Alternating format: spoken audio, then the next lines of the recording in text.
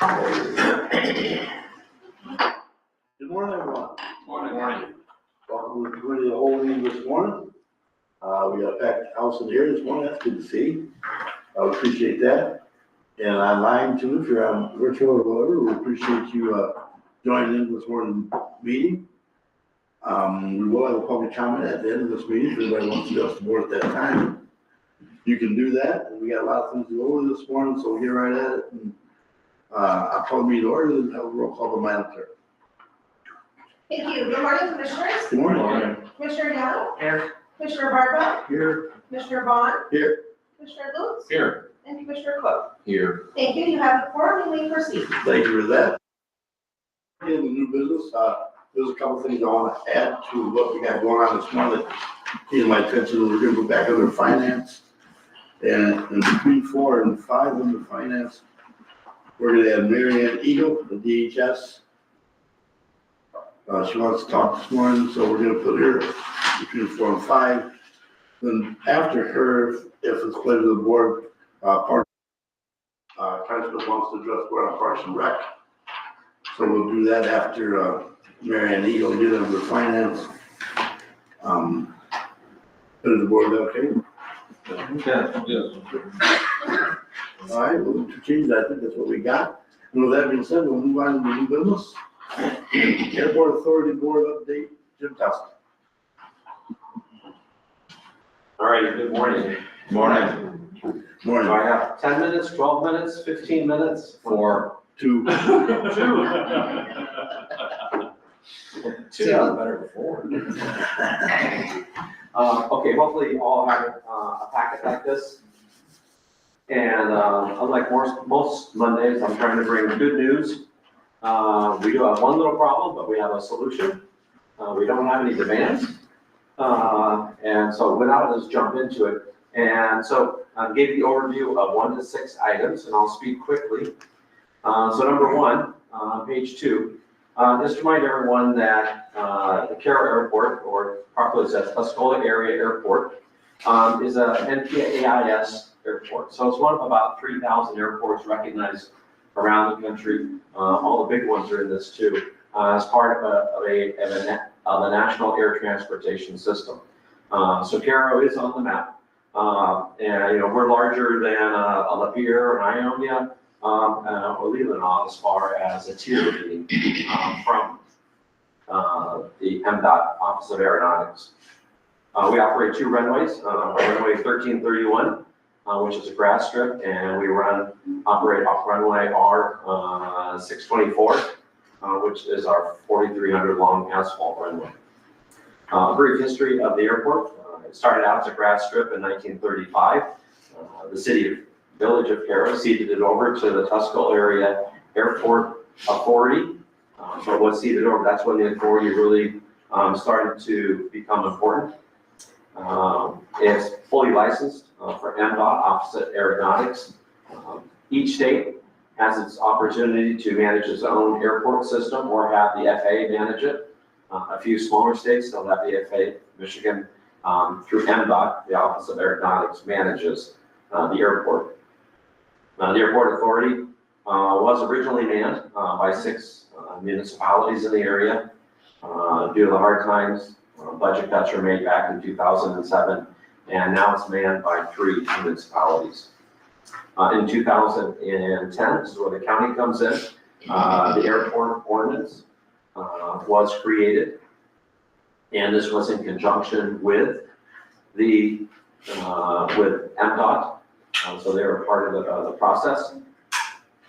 And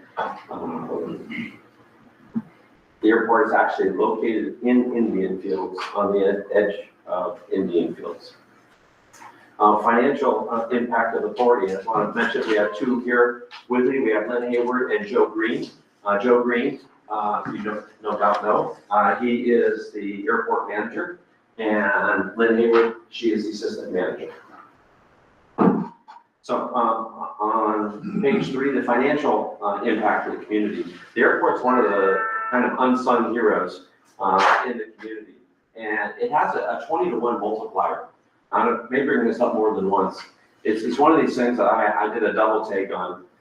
It basically means that for every $1 that the airport puts in, the FAA contributes $20. Wouldn't the county's budget be great if you can put in $1 and the federal people put in $20? So we get a great multiplier. We can put in $10,000 and have a $200,000 benefit. It's not on the airport. We just went through over $1 million upgrade for the runway. That was $1 million into the community with our runway, and that was paid. We actually got a little bit better than a 1-to-20 ratio too. On one of the handouts in the back, there is a sheet that it shows the financial impact of the airport. That would be on page 11 with a red line across the top. This is produced about every 5 to 10 years by MDOT, and particularly with FAA support. And what it basically analyzes is the contribution of the airport to the community. And for this contribution, the airport brings in quite a bit. And they say over $2.8 million affecting the overall community of Tuscola. And I think that's quite impressive. Again, this is not the airport's information, but MDOT's. And they say it contributes, directly to 1.3 in our local economy bringing in. So airports do a lot of things. They are an unsung hero in our community, like hospitals and high schools and other institutions that bring life. The airport is here for medevac, it's here for transport. Different shippers use it. It's a very popular area. Okay, we're gonna keep on. You said, Lynn, 2 minutes. I'll keep cruising. The airport has lots of things on it, and we gave you a little bit thing. The airport has lots of equipment. We're a major airport. We have major snow removal. We have major grounds maintenance. And we treat our airport well. And the airport has AWAS and PAPI lighting, and we have terminal buildings and rented. We have nighttime beacons. We have jet fuel and half gas available 24/7, 24 hours a day. And this gets me to the one little problem we have right now.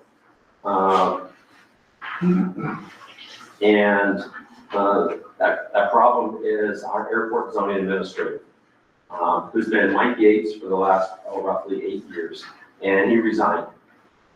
He resigned about a week and a half ago. What happened back in 2010, if I have my history correct, that when the county established the airport ordinance, that the airport authority at the time was requested to be the administrator of the zoning ordinance, and that's what the topic is. Mike Yates is the administrative agency administrative agent for the administration of the ordinance. At the time, I'm told that the airport authority did not want that financial and management responsibility. So I'm here today to say that the airport is ready to step in. We have over $90,000 in the bank. We've been running in the black. We have a good crew. We are ready to take on the role of being the administrative agency for the zoning. And one of the documents in the pack is actually a sample resolution on page 5, which the county could present and vote on, that would transfer the zoning administrator from the county, which for the most part is Jody, because she's the main conduit that Mike Gates used in that process. And we would take on the administration, which includes the financial responsibility and reporting back to the county. This makes sense. I could not find any airport for which the zoning agency was not the airport authority. So we're a little bit of abnormal piece, and I really attribute that to what the county did back in 2010 by stepping in and backstopping the airport. That was very, very good of the county to do what needed to be done at the time, having the airport authority not being able to do that. But right now, the airport authority is going to take that burden on, release Jody from any administrative function, release the county from having to manage a person, Mike Yates, and release the county from having to manage the payment. We take a little bit of money off the process and put the airport administrative agency in the place where it is normally placed, and that's under the authority. So that's a request that we have that comes on the backdrop of an issue. We do not have a zoning administrator right now. One needs to be found, and we can take all that in one fell swoop if you were to pass the zoning administrative agency transfer to officially to the airport authority. For the future, point 6, we do have a $400,000 snow removal building. This was really one of those nice moments where we get a 100% grant. That's coming over the next year and a half. We're continuing to upgrade. We have a lot of LEDs. Everybody has LEDs, and we're consistently making the move to LEDs. Brighter, lower maintenance. We're continually renovating hangars. We've had some, and we still have some stone-based hangars on the side that we're upgrading to concrete. We've done that. We have a very good relationship with MDOT now. MDOT speaks very positively about us. There's a document here that shows just one of the things they've said, that the airport agency, the airport authority is doing well in its role of administrating the airport. So I think that was 6 minutes. Can I answer any questions? The chair, I have a question. Sure. How does the airport generate money? The airport generates money through hangar rentals, various fees, selling fuel, donations. There's no takeoff from landing. There are no takeoff and landing fees.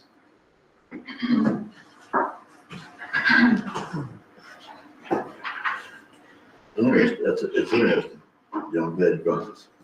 It's really how to get through that 4 minutes on vehicle. But no, that's interesting, what the airport really does do. Well, we really appreciate it if you look at taking up the, reading over the resolution. The airport ordinance is on the county website, and you can see that it speaks about the agency. And I think this is a great opportunity with a need that we have. We need an airport administrator. We don't have one. This could be a way that the airport can help the county right now and take on a duty that really should have been with the airport if it had its big boy's pants on back 15 years ago. Chairman, unless anyone on the board would be rejected, why would we not prepare a motion for adopting a resolution on Thursday? I agree. Please vote. Okay, put it back, put it on for Thursday agenda. Absolutely. Jim, can you give me that resolution in a Word format, please? Yes, I can. Great, thank you. All right, any more questions there from students? Thank you. Thank you very much. Thank you. Thank you, Jim.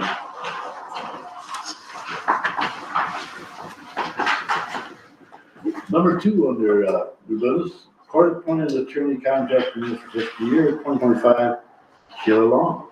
Good morning. Good morning. I will try to be quick. I'm passing out the proposed 2 attorney contracts for the court that will require court approval for 2025. The first one is the Circuit Court Family Court proposed contract. It probably will look familiar because the attorneys who currently hold the contract for 2024, there is a clause in the said contract that they can notify the court by November 1st of their desire to renew the contract at the current terms, and they have done so. So the first one that would cover attorneys, there's a group of 5 attorneys that would cover indigent respondents and their parents in delinquency and neglect proceedings. We are requesting the board approval. The the same contract terms as 2024 for the budget year 2025, which will be an annual contract. The annual amount will be $257,500. The attorneys will be paid in monthly payments as they are currently. That's the same as last year, you said? Correct.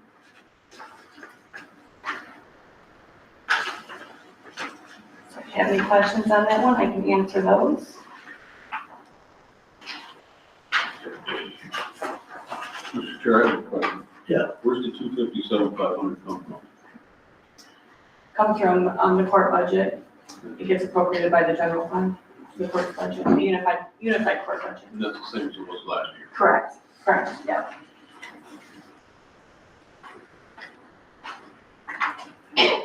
There's under the first terms of the contract, it does indicate that the attorney group can notify the court by November 1st of its intentions to renew the contract, which they have done. That same language is in the current contract, and they've done so, that they'd like to redo that.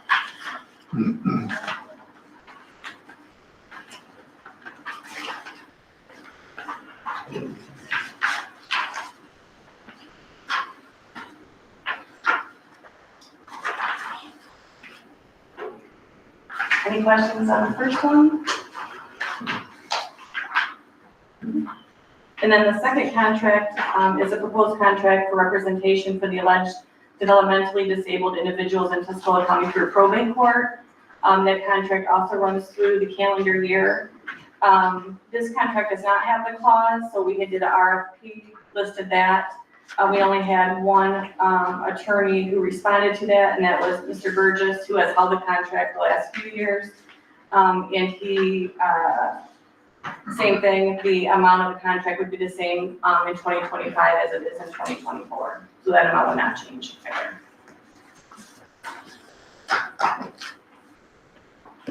Any questions on that?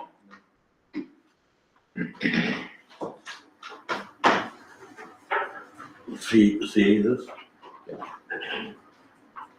Does it need to be a motion for any reason? No motion. I think it's consent. I think you should probably do it in 2 consent items, but, yeah, but I think if they can both in place, that would. That's good. Thank you. Thank you. Number 3, contract for mental health services for jail inmates between Tuscola Behavioral Health System and Tuscola County. Stacy Duber. Good morning. Good morning. Good morning. This is an annual contract with the county that allows the county to, if they have a inpatient psychiatric hospital stay for a county inmate, the cost that TBHS pays allows the county to pay that same per day cost. So the only change in the contract is the inpatient hospital stays. Some hospitals kept their rates the same, but some hospitals requested an increase. The last couple of years, the last 2 years, the county hasn't had to use this agreement because there hasn't been any inpatient hospital stays out of the county. But this does allow the county not to have as many contracts with local hospitals and to use our contracts. And then just the money is passed through us and we pay the hospitals.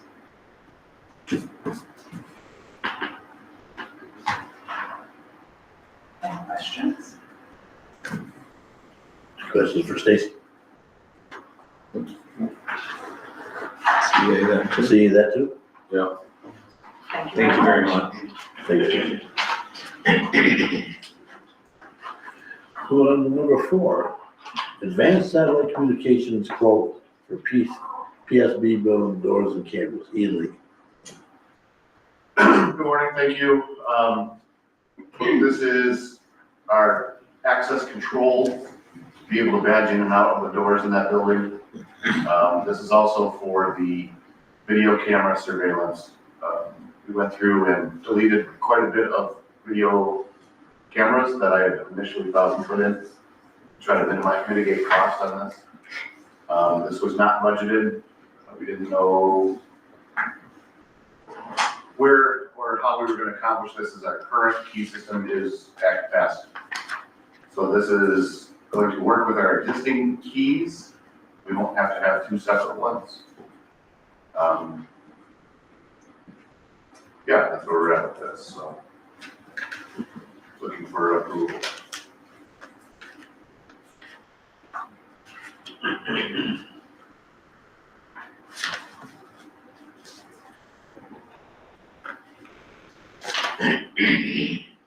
Chairman, this is for an amount, it looks like it's a total of 64,000. Well, Clint, how has it been set up? I know we appropriated 2 million something for the building across the street, did we not? Was there, I'm assuming it might have been somewhere in the financials where we draw against that 2 million or we submit expenses against it? Yeah, so it was transferred over into the 483 fund, and as the process in the building's been going along, it's been being drawn from those funds that are over there. So there's plenty, I guess the question is, since I'm not seeing it in print, there's plenty of funds available yet in that fund? I haven't really analyzed it. I noticed there is still money left there.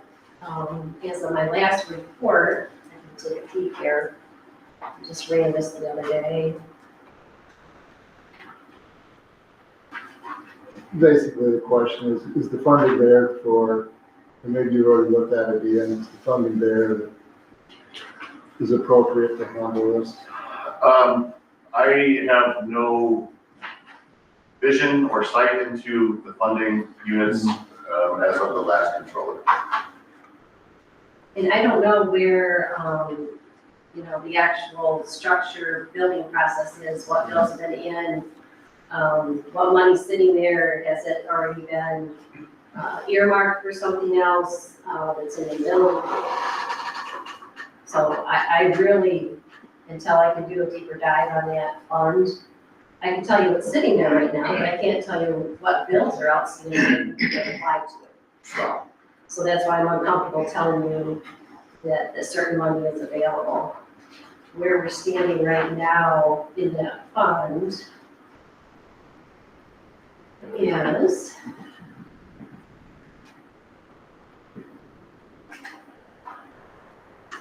it looks like, I ran this on October 4th, it looks like there's $765,000.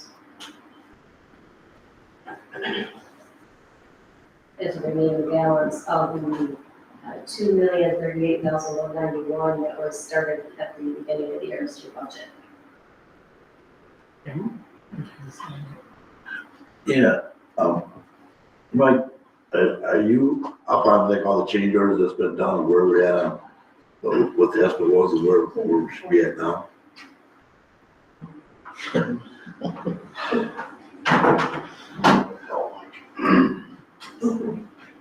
You want a wireless one? Yeah, can you do I'm hearing, it's right here. that? At the last change order that I did, I estimated we had about $100,000 left in the balance. So I believe there's enough funding to cover it. That's what I'm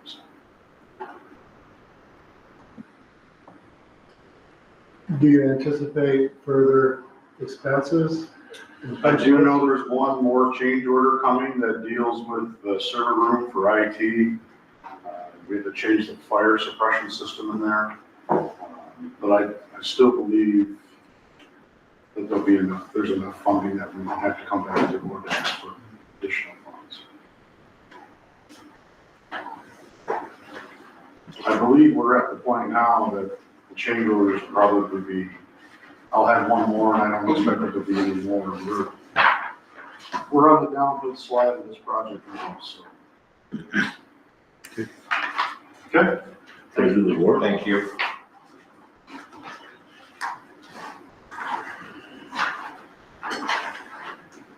Well, I would suggest there be a motion for Thursday versus consent. Yeah, it's I'm fine with that. I'm fine with that. okay. So most. Thank you. Thank you. Thank you.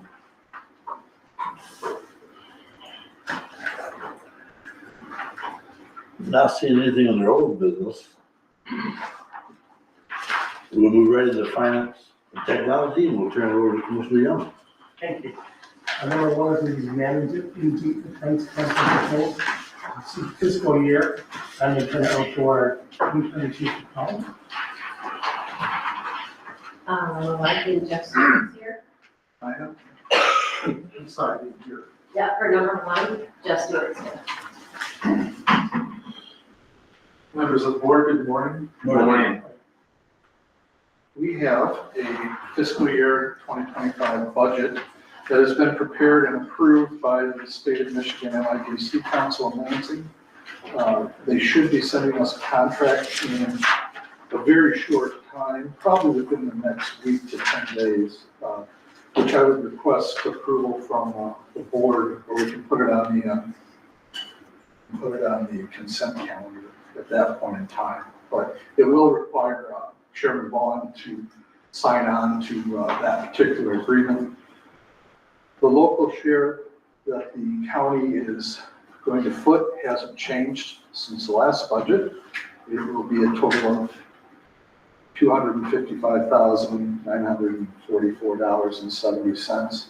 Our total budget, though, has increased to an amount of $2,406,226. That primarily is more of a realistic budget as pertains to paying attorneys for felony work as well as capital offenses. There's also a substantial increase to investigative work as well as expert potential testimony on behalf of the defense. This has come into play oftentimes because we'll have a competency evaluation of an individual with serious mental problems. An independent psychological evaluation will be requested by the defense, and our office will be paying the bill for that. One case in point, we had a murder case, it was open murder. The individual was found to be not guilty by reason of insanity after an independent evaluation was performed. And the prosecutor conceded the fact that the initial evaluation of the defendant was incorrect. And so rather than, a long lengthy trial on a murder case, we had a plea and then the individual is turned over as a ward of the state, be taken care of by the State Department of Mental Health. So that's all I have at this point in time, is the fact that our budget hasn't really required anything other than from last year, there being an amendment where we added a substantial amount of money to cover the billable hours that pertain to felony work as well as some misdemeanor work. And now with this budget, I don't foresee any shortages. The state's always willing to, look at that issue if that should become a problem. But be that as it may, we should have the budget for approval by the board within, again, the next week to 10 days. Okay, question from Jeff. Where do we stand on the numbers? Are we going up, staying the same, have less people coming through there? I'd say the numbers are going up. There are more factors that we have to look at. The state wants us to break down our caseload by what we call units of lawyers' time being put forth, okay? So you could have a case, you could have two felony cases. One's going to require 30 to 40 hours of work in a full-blown trial, while the other will only take like 10 hours to resolve. So now the state wants us breaking that into units. When we use the unit measure, it shows that we're, having a substantial increase of I was hoping you were going to say the numbers are on the decline. I'm sorry? I was hoping you'd say the numbers are on the decline. Well, I think they might be steady, but in terms of accounting for the caseload and the amount of work that's being put into the caseload, and we have 12 attorneys. We have not lost a roster attorney yet. In fact, Mr. Talapa's son, who's, my assistant, has actually put forth a lot more time to working with, what we call remedial, specialty courts. That would be the mental health court. That would also involve working with sobriety court. So we have actually increased, our footprint, so to speak, with local attorneys as well as the employees of my particular office, in working with those court programs. Anything else? So we have nothing for us right now, you don't have nothing to approve. We have a contract that we will put on the minutes of the board, and it should be probably, I'm guessing, the next board. So you don't need a motion to approve the application. No.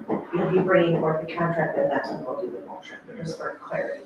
Exactly. To clarify, we've already put the application in, as that deadline was in the middle of the summer.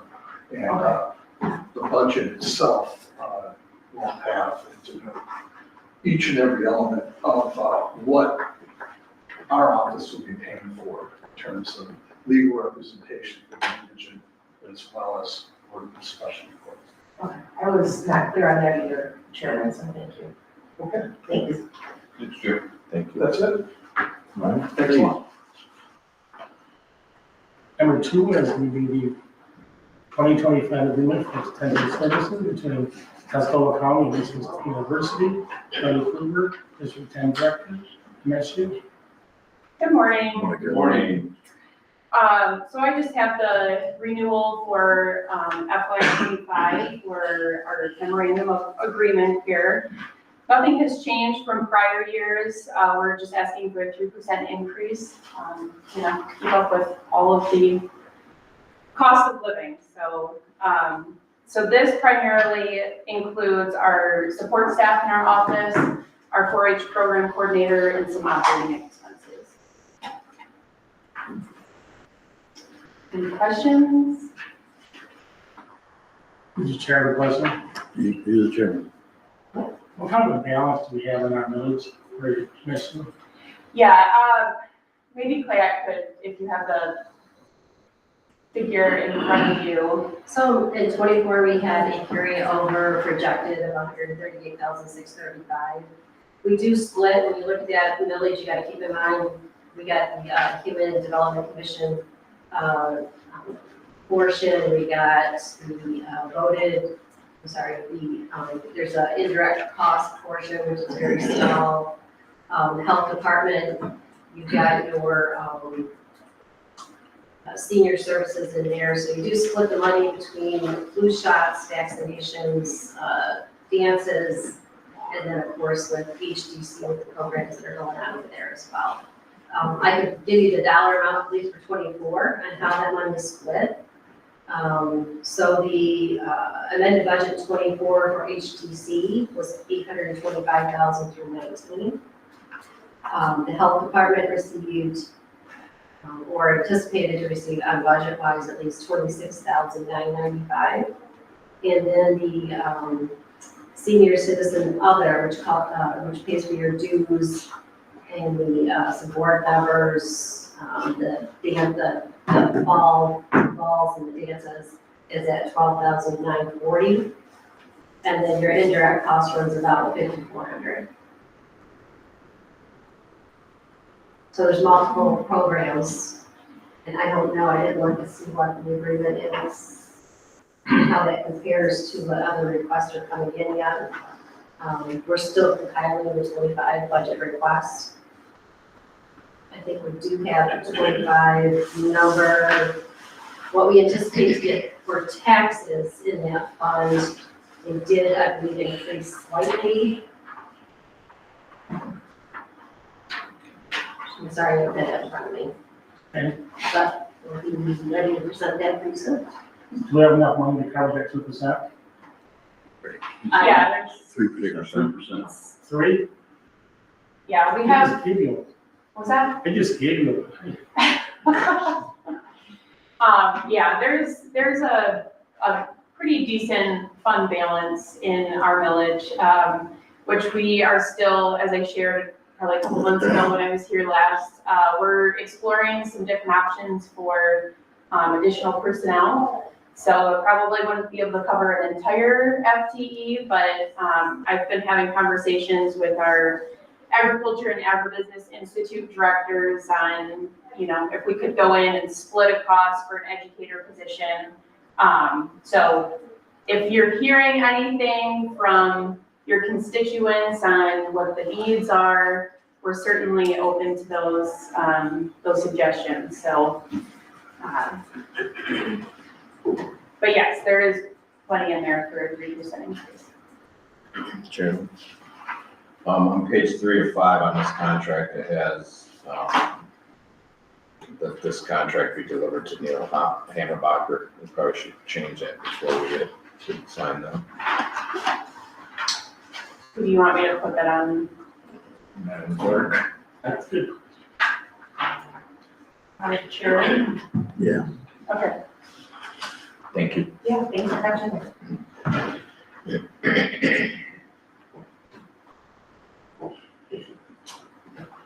Thank you. Thank you. Are we placing that on the consent agenda? Or would you like to separate? CA? CA, is fine. See you. Thank you. I was typing, I didn't know if I missed it or not, so. Number 3 is going to be our renomination fiscal year 2025 budget. And who's going to present that?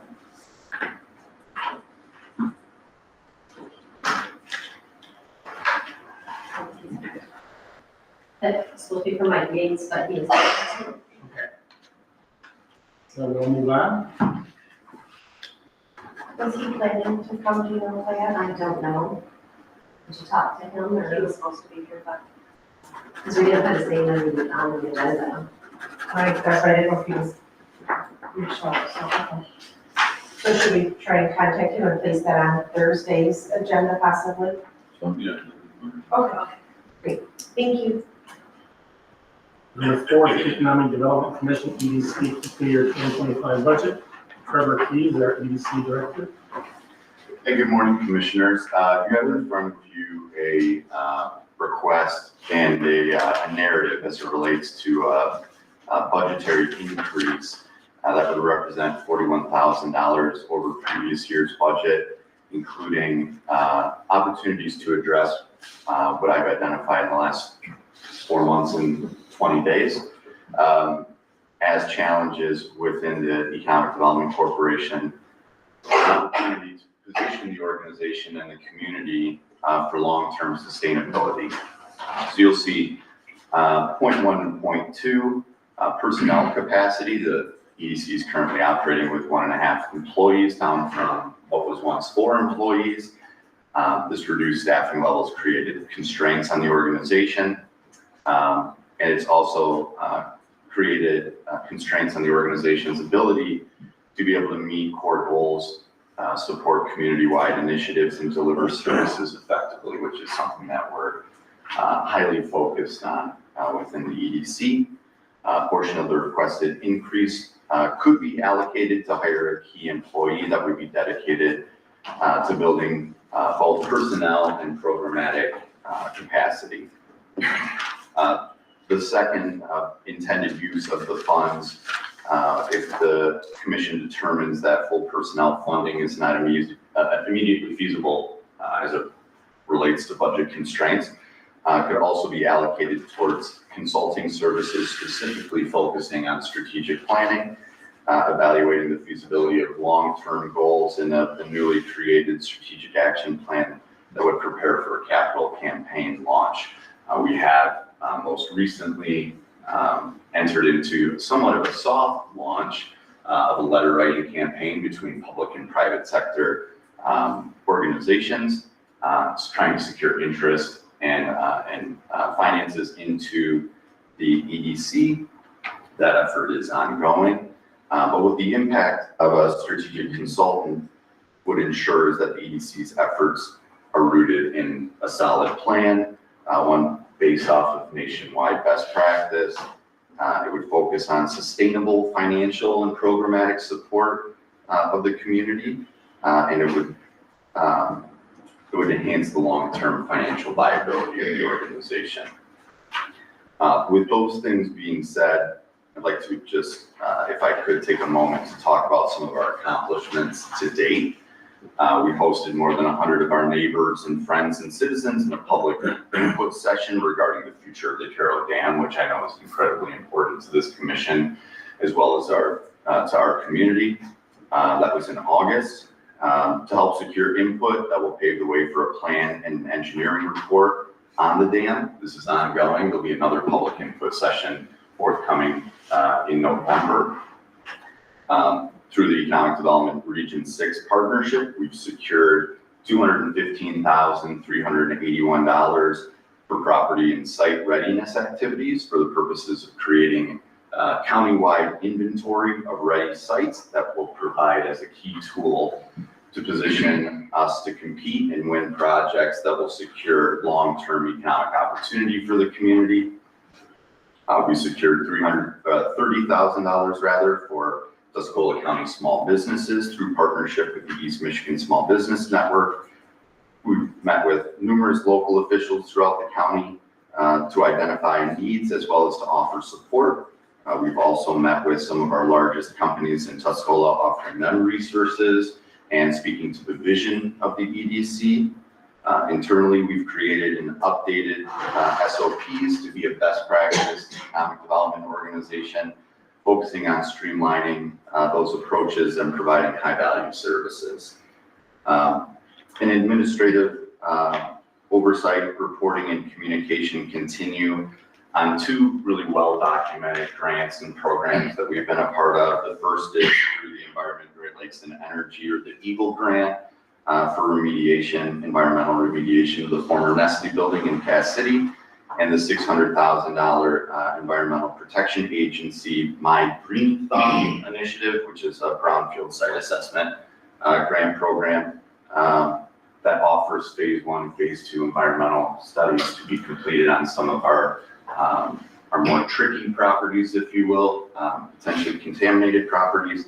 That has supported economic development efforts throughout Tuscola County for a number of years. We're on our next round of that funding that we administer and run on behalf of our partnership with Huron and Sanilac EDC, as well as Tuscola County EDC. But in summary, the $161,000 budget request reflects an urgent need to restore the EDC's capacity through personnel expansion or by investing in strategic planning to solidify financial and operational foundations of the organization. Both outcomes and both options will enhance the organization's ability to drive economic development and will deliver positive outcomes and long-term sustainability for the community.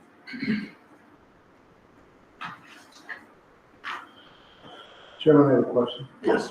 I don't know which chairman would be this. Hey, we'll be, Finance Committee, Town I Chair. got it, probably, so I'll be fine. Trevor? Yeah. Out of the total EDC funding, what percent is it from the county currently? It's a fairly large percentage, which is 80%, 90%? it could be in that range. I'd have to look specifically to give you a specific percentage number. What I will say is that this is, to go back to a previous statement, our intention is to obviously grow the capacity of the organization from a financial perspective too, which would mean bringing in additional partners and funders, both from the public sector and from the private sector. The goal is to alleviate that kind of percentage of financial support from the county. Trevor, I mean, just a little over 4 months. We had a chance to work on the ag projects.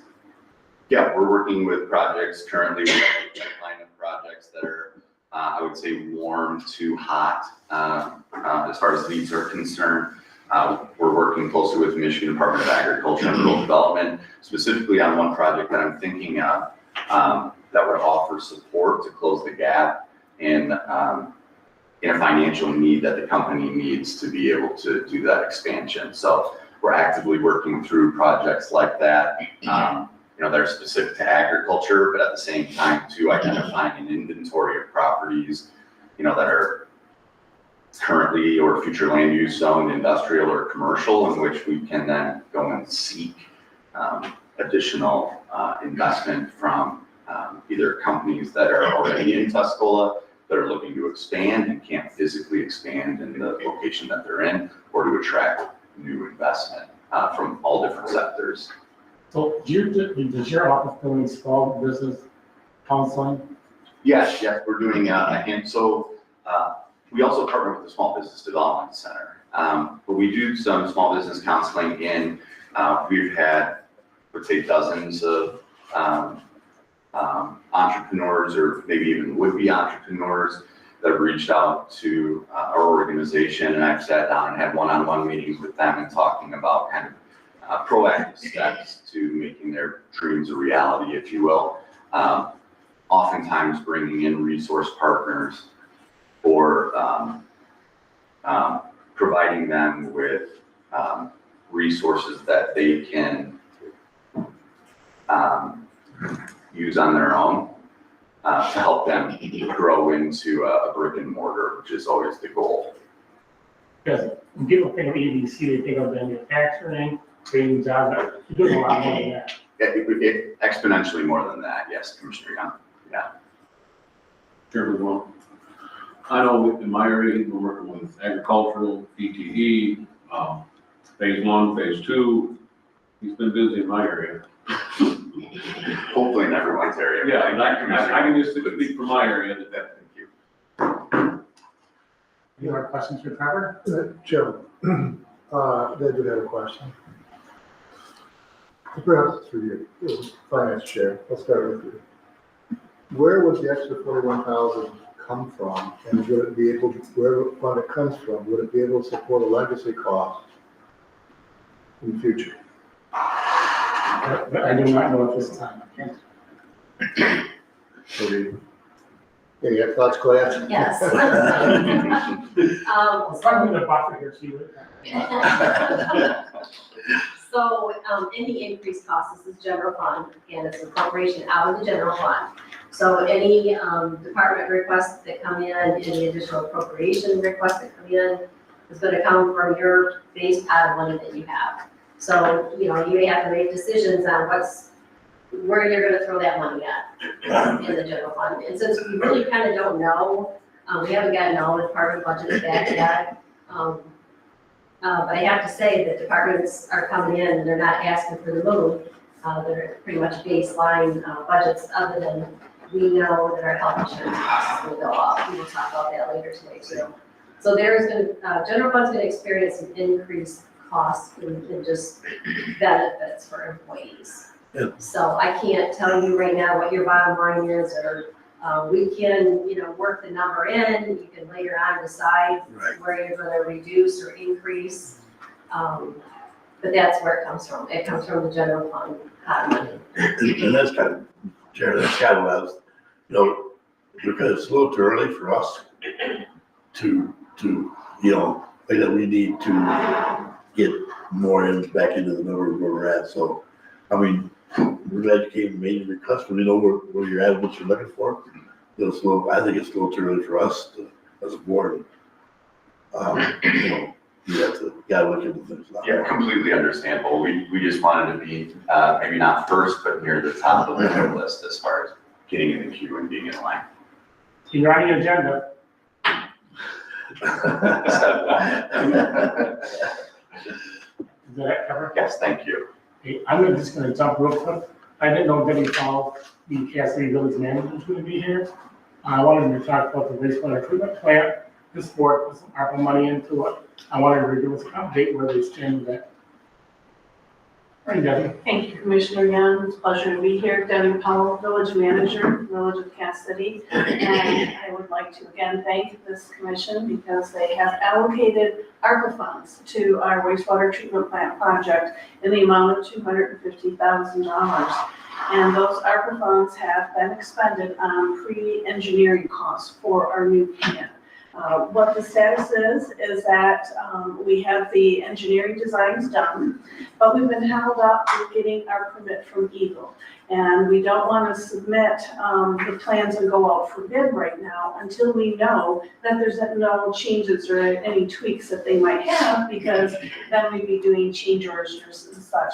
It's my understanding that they have 5 months to approve a permit, and we're getting very close. I think we're in month 4 right now, so we're anticipating getting this permit quickly. It was our intention and our hope to go out to bid yet this year, because we'd like to put the bid out there before it gets too late into the year. We look to break ground next year. We want to get the contractors looking at our project before other projects might come to their attention.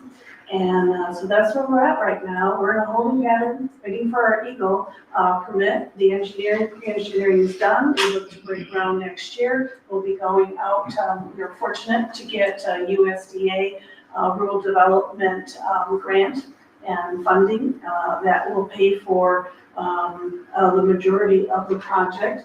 This is looking to be a $16 million project, and we thank you very much for your assistance with the ARPA fund allocation of $250,000 for our engineering to get us off the ground. So we should see some movement next year, but that's where we're at, waiting for our permit. Great. Mr. Chairman, if I could clarify something, Mr. Young. Yes. So just to clarify, that the money that we appropriated for that project was not ARPA. It was part of our provision of government services money. So it was our lost revenue money that we appropriated. So it's very, very important that you note that, so it's not noted anywhere that it was ARPA, because it was reported when we collected our ARPA money, we were allowed $10 million in lost revenue. So that's basically an appropriation from the general fund. Just want to clarify that, because I know with all the ARPA and all the requirements and all the filing requirements that we do for ARPA, something like that is very important. We know it's provision of government services. It was the Village of Cassidy's ARPA allocation of $238,000 that was put towards this project, and then your general contribution that assisted us with our engineering costs, which are estimated to be $1.6 million for the entire $16 million project. So again, thank you. Thank you for the clarification, Claudia. Yes, And thank I got one you, more. Chief Accountant. Go ahead. I got one more clarification to apology to Carly, because I was covering the wrong fund. She does have $140,000 left, and what they're asking for in 25 is less than what we have budgeted in 24. So they're solid. Thank you. Chair of Eagle. Yeah. Okay. I'm not sure where I'm going with that. Mary Ann Eagle from DHS. Okay. HDC. HDCC, so. There you go. Good morning. Good morning. Mary Ann and I are kind of a tag teamer, if that's okay. I'm Christy Sutherland, also from HDC. And thank you for getting us on the agenda. We were last minute, so I appreciate you adding us today. We did fill out our request for the 2 different millages this year, the senior services millage that we do generally, as well as the home delivered meal. And we tried to make it a little bit easier. This year, our line items are all under one general appropriation in the general senior service millage. We moved, there was some of the extra home delivered meal from last year that you guys took out of the general fund to put into our home delivered. We removed that amount, and any of the other line items we moved into our general appropriation, because we do have so many services that allows us to apply the funds to the services where they're needed. So we talked to you guys a lot about home delivered. That's our main goal, but we do provide other services to the seniors.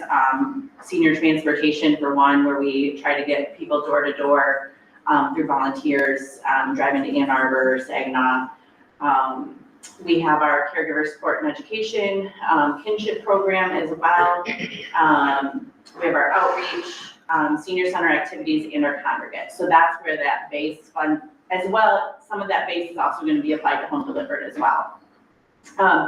And then on the other side, we put, the home delivered meals on, a portion in that other fund, I think it was 299 fund.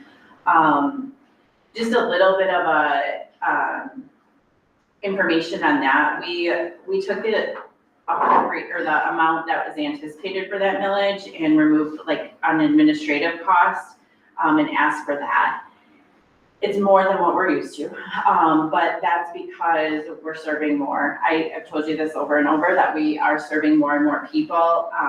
And so I just wanted to tell you from 22 to 23 last year, when we were coming to you, we had seen a 7% increase. This year, from 23 to 24, has been a 10%. So if we're looking at that, going forward, it would be, we might have a 13% increase. It's increasing exponentially every year. So we're looking at a lot more meals, and our seniors, you know, they need it. We see them. We get to deliver meals every now and again. Commissioner Lutz gets to deliver. Commissioner Vaughn, any other commissioners, if you want to go on a route, you can. I also want to note Can I that. take Commissioner Lutz with me when I go? Yeah. As part of that job, I want to go, but part of that job, I would not want to. Well, he's a pro now, so. I know. you can bring I don't it know about but it's a good eye opener. Something else, just a little quick update to look at our costs. We lost our kitchen in Sanilac County. We were renting it, and the building sold to Aspire Rural Health Network, and they decided to turn it into office space. So we're now gonna serve Sanilac County meals out of our Caro kitchen to try to save on costs. And we're looking at doing some renovations to make that kitchen more functional. That's gonna come out of our own, HCC's own money, I don't know what to call it. Capital funds. So we're gonna try to make that location in Caro a little bit more functional. We're moving the dining center, so the whole building is going to be a kitchen space. Trying to look at saving costs all around that way too. Does Sanilac County have a village at all? They do, yes, they do. They are supportive as well. They did not do an increase this last year, but they've been able to continue to support us to eliminate a wait list.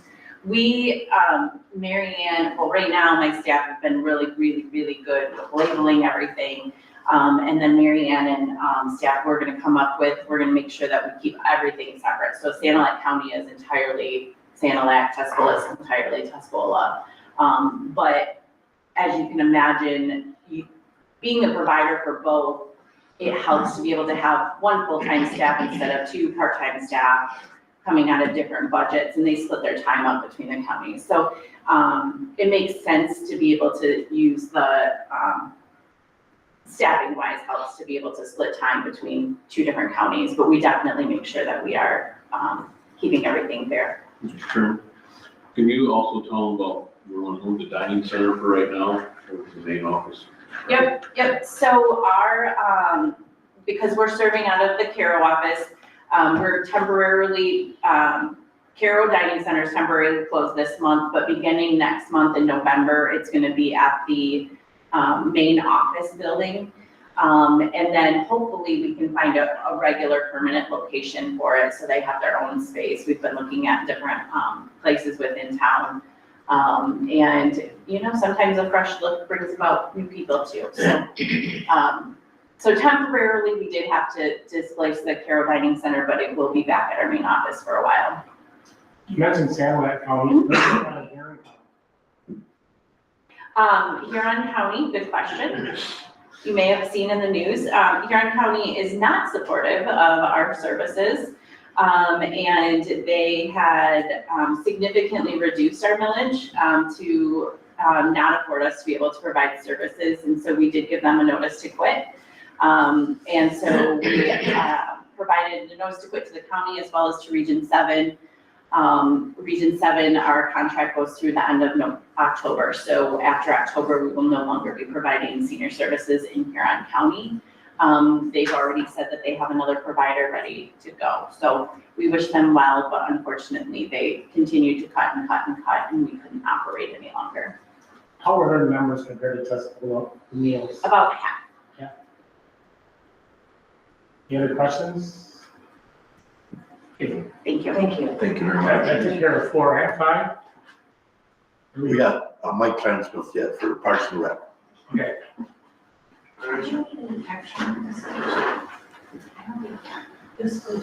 Good morning. Morning. Morning, Mike. I hope you're having a great morning already. So, I'm just talking a little bit about the Parks and Recreation. So I'm the vice chair, and I've been kind of acting as chair since, our chair resigned. So I've been doing the best I can. So, the park, for Vanderbilt Park, has been doing pretty well with, people attending this year. So they've been over budget on funds that they received from that. So we're happy for that. So we've had some questions about things getting repaired there. So at our last meeting we had this last week, the board voted to keep the same budget as they had for last year, but they would like additional $10,000, additional $12,000 for improvements for the Vanderbilt Park. So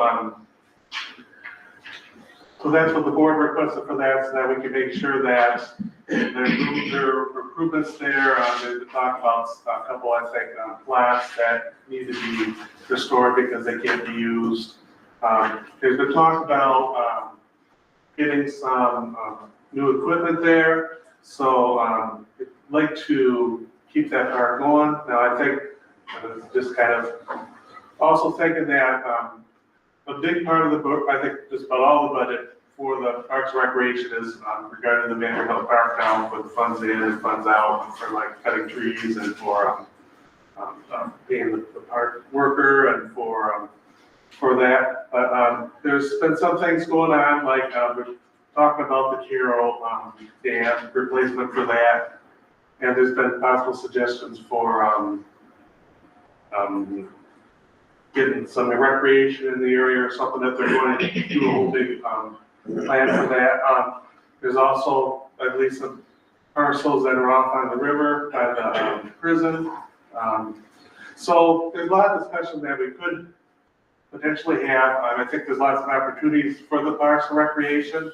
We do need to make sure that we do get a full board. So we have a vacancy that's also been filled, and I know that there's going to be 2 terms that kind of expire and need to be replaced coming up. So we need to make sure that we have a full board so that we can choose officers, get a good board that can discuss recreation for the county.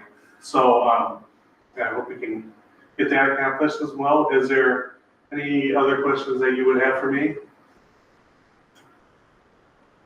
I was at that Parks and Rec meeting and we talked about the $12,000 for replacement. We talked about fencing, we talked about trees, we talked about a lot of different things.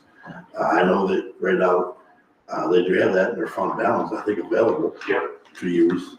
So I don't think, it would come out of it. They do have it in the fund balance, it's been doing pretty well. And we haven't appropriated any extra money for a long time, as far as the last time was, of course, the septic that we did. But you gotta maintain it, and there is a lot of work that needs to be done. We're talking 5,000, we're talking 6,000, but realistically, Mr. Miller and Russell, to do it the way it should be done, 10 to 15,000. So we kind of settled on that, for Mike to come and request $12,000 for that. And I do believe the money is there to fund balance. If I'm not mistaken, that there's money there to do it. Yeah, so if I could jump in. Yeah. The 24 amended budget versus what we've gotten in so far, we've gotten an extra $6,000 above our budgeted revenue, so that's a good indicating factor. And then also, we had a $23,000 carryover in fund balance from 23 to 24. And it appears that this, by the end of 24, as we're getting ready to go into the 25 budget, it looks like we might grow that fund balance a little bit more than where we're at the 23. So I think it's solid at that use of that fund balance, or greater, and still be money left in that fund balance for emergencies too, so. and if we are getting cold water, so we get people paying for parking, fund balance is really low. I think in the last 2 years, we've got anybody parking. Not too much. Very little, yeah. Anything else for Michael? Thank you. You. You're welcome. Number 5, an update on potential special audit, control administrator's office. Is that Commissioner concerned? You know, I want to take a break really before we get into, I was gonna say, What's wanna that? take right before we get into this before one? we get into this, Sharon, is everyone? I've just asked the board if we want to take a 10-minute recess before we get into Pat's, Sure. presentation, because that could take a while. Pleasure of the board. Yes. Back here before,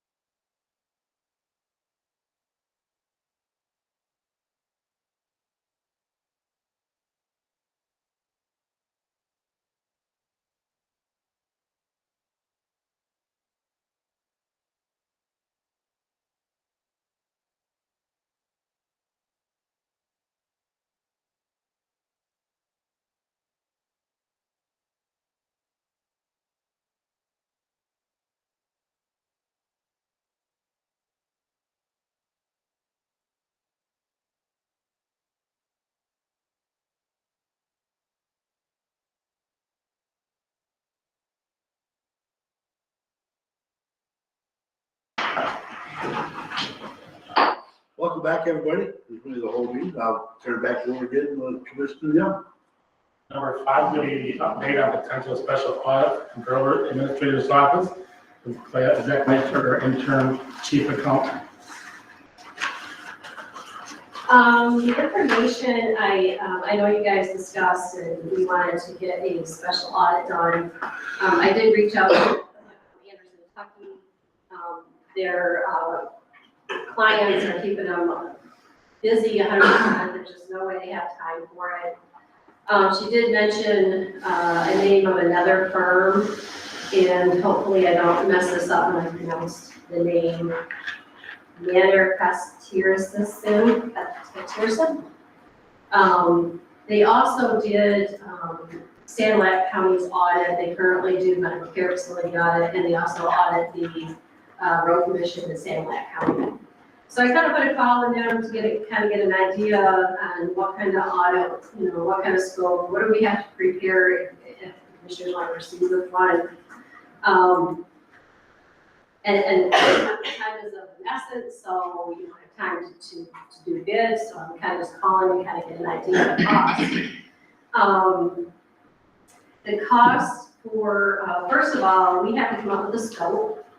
We got to come up with an agreement of procedures. What exactly do we want them to do? And they will stick within that scope. The cost rates for a government finance specialist or account officer source, which I suggest we probably use, is going to run about $235 an hour. So if it's something that would take about 2 weeks, you're looking at about $14,000. Again, we have to come up with the scope and decide, so maybe it won't take 2 weeks, maybe it's going to be 1 week of 8 hours a day for them to look at specific information, if you will. So we have to have a discussion on the scope and what kind of agreement and procedures we want to have if we want to pursue having a special audit come in. And after speaking with Mr. Stevens, who is, I believe he's a principal director of the company, I'm very comfortable with the staff members that he talked to me about as far as the government consultants, Rod Taylor, who's a former Treasury, he was the administrator of Union County. So the credentials of his workers, we went over and talked about too. And they run, so it's $235, $270 an hour, Mr. Taylor, but I think to do the deeper dive, we want the account specialist, and that's $235 an hour. So I'm looking for direction, I guess, from the board on preparing a scope, so we can come up with some kind of agreement of procedures on exactly what kind of special audit you want to look at. I obviously have done my own deeper dive, which some of that stuff I did discuss with them. I don't know, I guess I'm looking for the board's direction. Do I continue with that? And what kind of stuff you want to review and looked at for that special audit?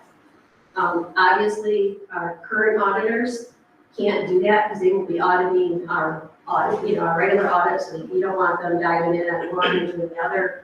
I also did reach out to them for a 1-year extension because back in June, you guys should have been putting out bids or looking for or coming up with an audit firm because our contract with the current company did expire once they completed the audit.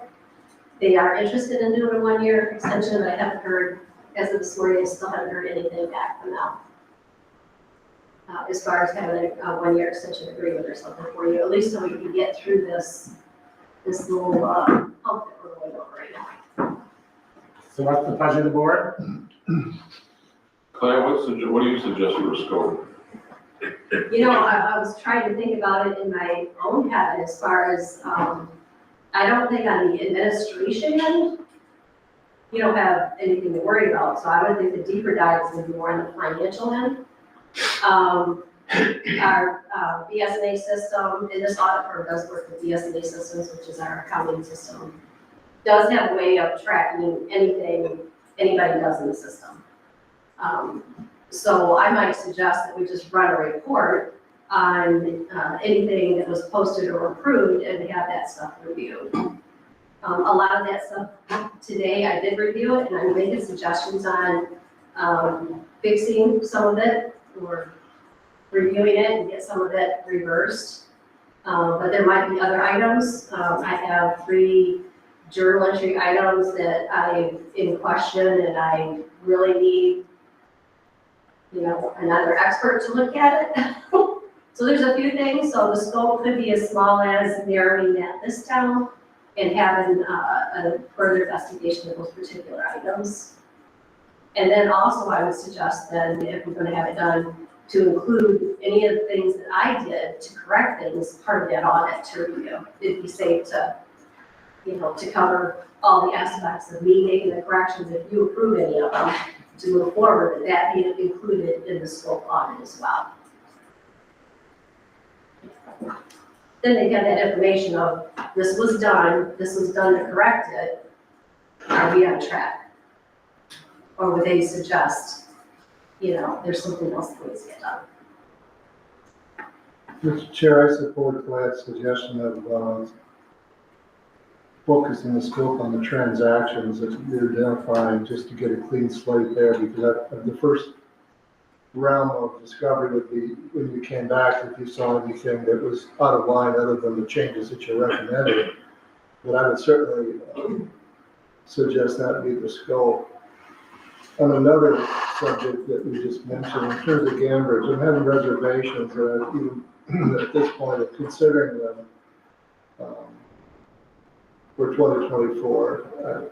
As you said, we should have been out searching earlier, but I just have this sense that in the best interest of the county, unless we're absolutely compelled to use them, it's time for a change, especially with the association. We're not quite sure if it's been severed or not. I'm not quite sure. I don't think anybody's quite sure.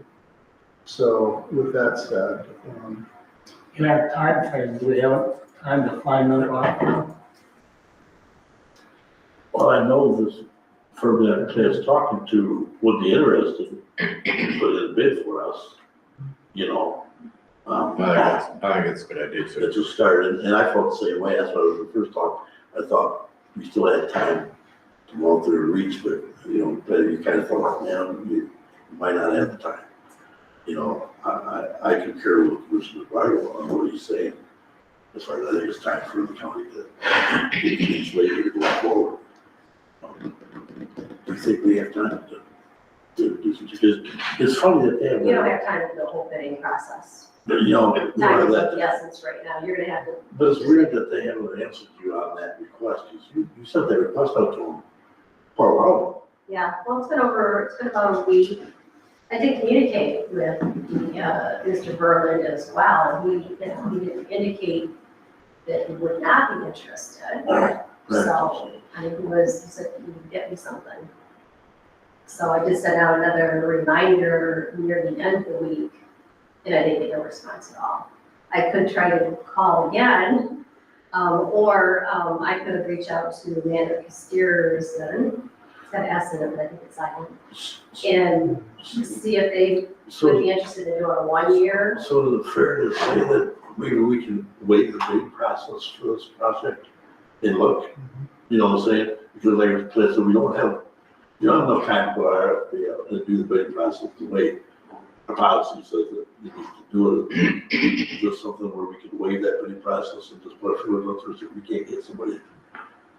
well, if I'm not mistaken, Chairman, I think the board can waive it by a majority vote. Just look at the policy, and especially in the circumstances that we're. That's what I'm saying. We can do that easily enough. My first gut reaction is, if they haven't responded by now, there's no use going back to the table and move forward with the custodian and get their level of interest and get more information from them. That'd be my first thought.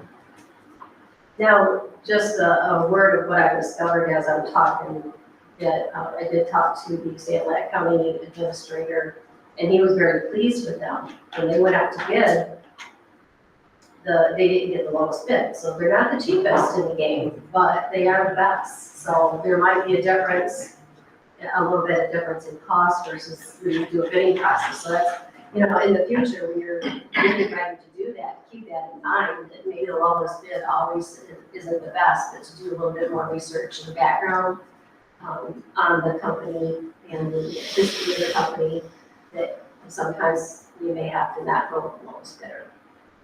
Did they share what they're paying or not? They're just the per hour rate, so if the principal director, who basically, Mr. Stevens is a fraud examiner, he comes at $400 an hour. I don't think that's what we need. But so not a contract, at least for a whole audit, but as far as the rates, for staff to come in and do special audits, $230, $235 an hour, $270 for Mr. Taylor, who comes with a great resume. This guy, he's got a great resume. So, you gotta look at that too. So as far as doing an audit itself, Did Sandlot County or think you how many hours it took to do their audit? Or give you? I didn't really get into that. I just kind of put the feelers out on the company itself. And With those rates, Colette, do you recall what we were paying average, on an average? well, let's see, it would be in And our we're just looking at numbers. the difference we were talking about. What it costs for an annual audit. It's under, accounting services and our base all fund audit. The 2024 audit was $40,000. So it did go up, it was $39,000 the year before, so there was an additional $1,000 that, I had it in my budget amendments today, so I don't know, maybe they did something else that went above, or maybe we missed the budget, but it was $40,000 for your base audit. It's required, we have to have it done, so. So can we put something together, I guess, for Thursday to give most of some direction to just got a little audit thing. Well, Chairman, would it be inappropriate between now and Thursday, Well, give Clay some guidance in terms of reaching out and furthering the scope in terms of what, that's the audit, but what their thoughts are for? right, Maybe we have something on Thursday, and I'm just thinking of hesitating. right, I got, we're gonna question before that. Thursday, change those, change first. Well, then if you're leaning towards this company, there's the audit versus the special audit, and then we just proceed with audit at this point in time. And then, within that audit, add additional scope, we've had to do this in the past, where the auditors were out doing their general audit, and then we paid extra for them to, look at procedures, procedures in a certain department.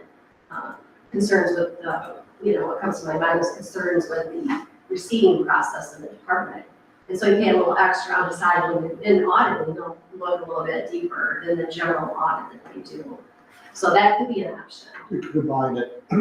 Yeah, kind of combine it and say, hey, we want you to stay, spend a little extra money to pay attention to this particular department in these transactions. Might be more cost effective.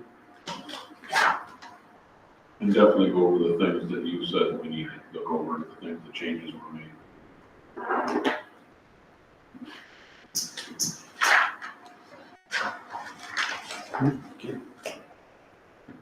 But it worked. That's good. Do you got to understand the next level, what we're looking for? Yeah, I'm still going to have to, I'll reach out to them and tell them what I think. We'd like them to get some data figures to us to do, for a 1-year audit at this time until we kind of go out to do bids. Now, if they want to reduce a 3-year, audit agreement as well, if they can maybe get the price, better by doing a 3-year, maybe I'll have them produce something like that too. Because we did that with the bridge as well.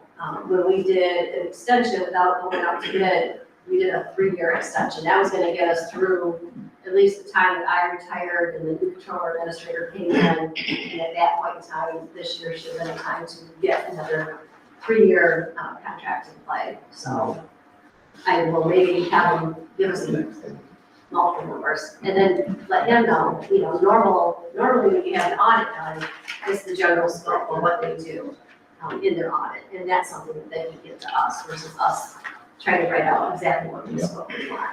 So I try to be a lot easier, but then we'll let them know within that scope, add additional costs for a department-specific procedures Jimmy, you got it. during the whole time. You got it. Any more questions? Are we placing this on for Thursday then for final motion or not yet? If I can get something, I'll reach out to them and see if I can get something for Thursday. I'll just put on an upcoming agenda so that if it's ready Thursday, great, and if not, then we'll remember to do it, that first one in November. Does that sound fair? Yep. Okay, thank you. Number 6, deal with Tuscola County 2024 fiscal year proposed budget amendment and internal entries for interim chief.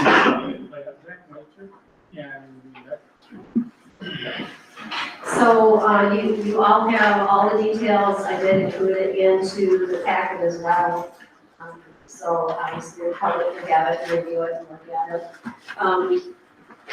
Every year, normally when I go through my budget process, I remind the commissioners the role in financial management. I thought now was a good opportunity to slide that page in there. So the first page is a reminder that this is the commissioner's most important responsibility. We're looking at, right now, we know that $67.2 million operation is going to be higher. We have 60 funds to get budgeted and approved. In the general fund, we have approximately 43 departments. There's a lot of line items, there's a lot of budgets that need to get set into play. The fiscal analyst and myself, we work with departments, and I just want to put a shout out for our departments and elected officials. They've been phenomenal on helping, and the communication has been great. We're moving along, we're moving in the right direction. It's just going to take a little bit of time for us to get that sorted out, get in the system. There's multiple layers of, some decisions the board still has to make too. Wage increases for non-unions. Some of the other items I'll go through as we kind of go through the document. But just want to make sure you got to take ownership and responsibility of financial planning, budgeting, and monitoring this information. When we lost our chief accountant a few years back, the chief accountant and controller administrator working hand in hand, that chief was on those, those 60 plus funds, every line item, every account, communicating with departments, trying to stay on track. And, with the workload being spread out, it's harder and harder to stay on top of that. So I just want to throw that out there. Time needs to be invested. Questions, accomplish, understanding and management of finances. Communication is the key here. Whether it's between you and the department head or elected official, obviously the controller administrator, keep your thumb on that button at all times. Ask the questions. Look at a finance report. If something looks strange to you, speak up. Keep that going. That's what's important to keep this county on track and make sure the finances are on the right course. Your primary objective, obviously, is to preserve your current services and staffing. You don't want to come in and say, I want to spend $1 million on this, so we're going to go through and get our FTEs. That's a big no-no. You want to try to keep, operations going and sustaining where we can. So there's some tough choices you're going to have to make, along the journey, but just to keep that in mind. Stay objective. Keep the county fiscally solvent on a long-term, multi-year basis. So that's just my plug and a reminder to commissioners on your role and responsibilities moving forward. I'll kind of move into my index of items for discussion and potential action today. What I found in I call it my budget sweeps. It's something I usually do mid-year. The fiscal analyst, she does her sweeps too in between and finds things and likes to get fixed and tightened up as soon as she can. The 24 all funds estimated ending fund balances. So I kind of want to give you a picture. This will be around September, and the 24 estimated beginning fund balances I have updated. So those are audited numbers. And then I have included your budgeted items for your revenues, transfer ins, and your expenditures and your transfer outs. So you kind of get an idea of where are we standing right now. Obviously, there's some budget numbers that have to get fixed. There's some things that need to get moved around. But if you look at that sheet, and it's in color, so you can see it, this is a summary of all the funds that you have to budget. The fund balance in the general fund, right now on paper, and there have been some entries that had to get done that I need to catch up on. But right now on paper, there's about 5.7 in fund balance. Now, it's important to remember that if you want to still have your assigned PGS, we call it, or assigned fund balance for those capital projects, that your available unassigned is only $804,000, which is still good, because normally in the past, we like to keep that around 500,000. So, but these numbers are subject to change. I gotta look at if board action is caught up to date. I need to look and make sure, when we do these amendments and these transfers, that, everything has been accounted for up to this point moving forward. All the other funds are looking good. There are 3 of them that I pointed out with the red, which is the equipment tech. So we started the year versus where we're at right now. We have budgets of $928,000. What that's showing me, that $20,605 deficit, is that you guys have either maybe approved projects without revenues backing them up, which is not good, so we need to fix that right away. Or it shows an increase in the budget on the expenditures and not the revenues. So I've got to go back and review and see if you guys did do motions to have money moved with this too, or you just approved the projects and then we still need motions for you to get some funding in there. Because there's no fund, you overspend where you don't have the money to spend it. So that has to get fixed immediately. The other one that has to get fixed right away, and it's not as bad, the indigent defense, the MIDC, and Jeff had talked earlier, our appropriation since the inception hasn't changed. We're at $255,000. Last year, or I should say this year, the MIDC put additional $824,000 into that fund. It was not budgeted, so the money was sitting there, but the budget doesn't reflect what's actually happened. So when you look at it on paper for budget, it shows a problem. There, fund-wise, there's not a problem. It's letting that budget catch up with what happened, so it was never amended.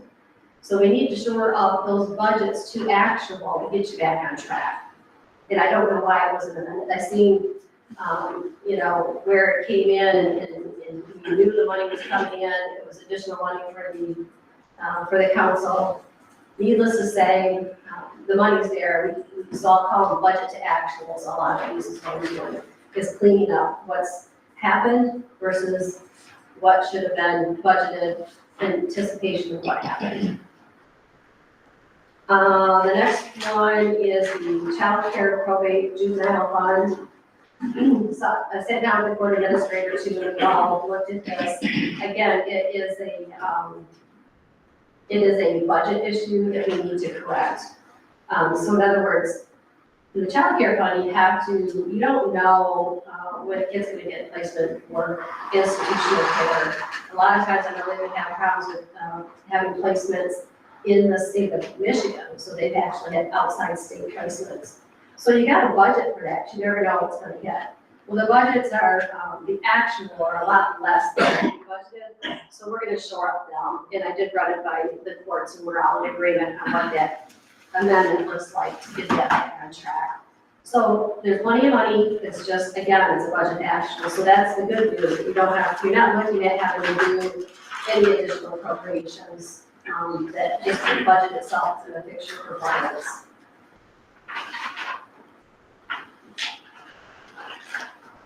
So I'll move on to, I'll try to keep these organized as best I can.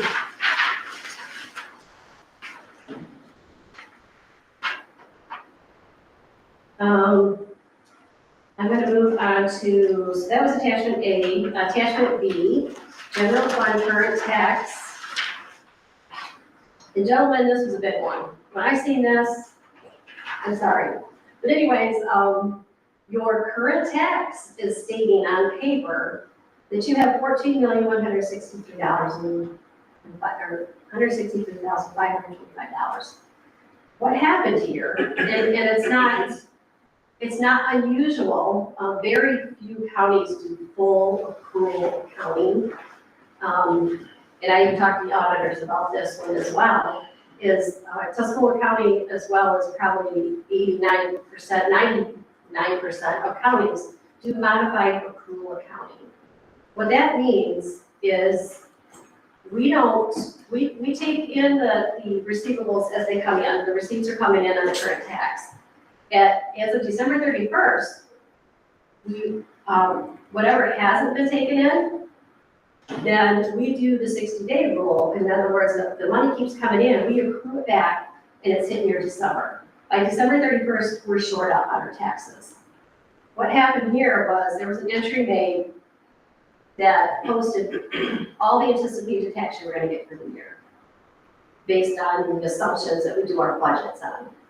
So it looks like you doubled your income on that line item. So it's an easy fix. Part of it, if you go through the procedure, I'll show you the journal entry where it got posted. There was $7.4 million posted. Offset went to a tax receivable, which is, a normal thing that we would do at year end.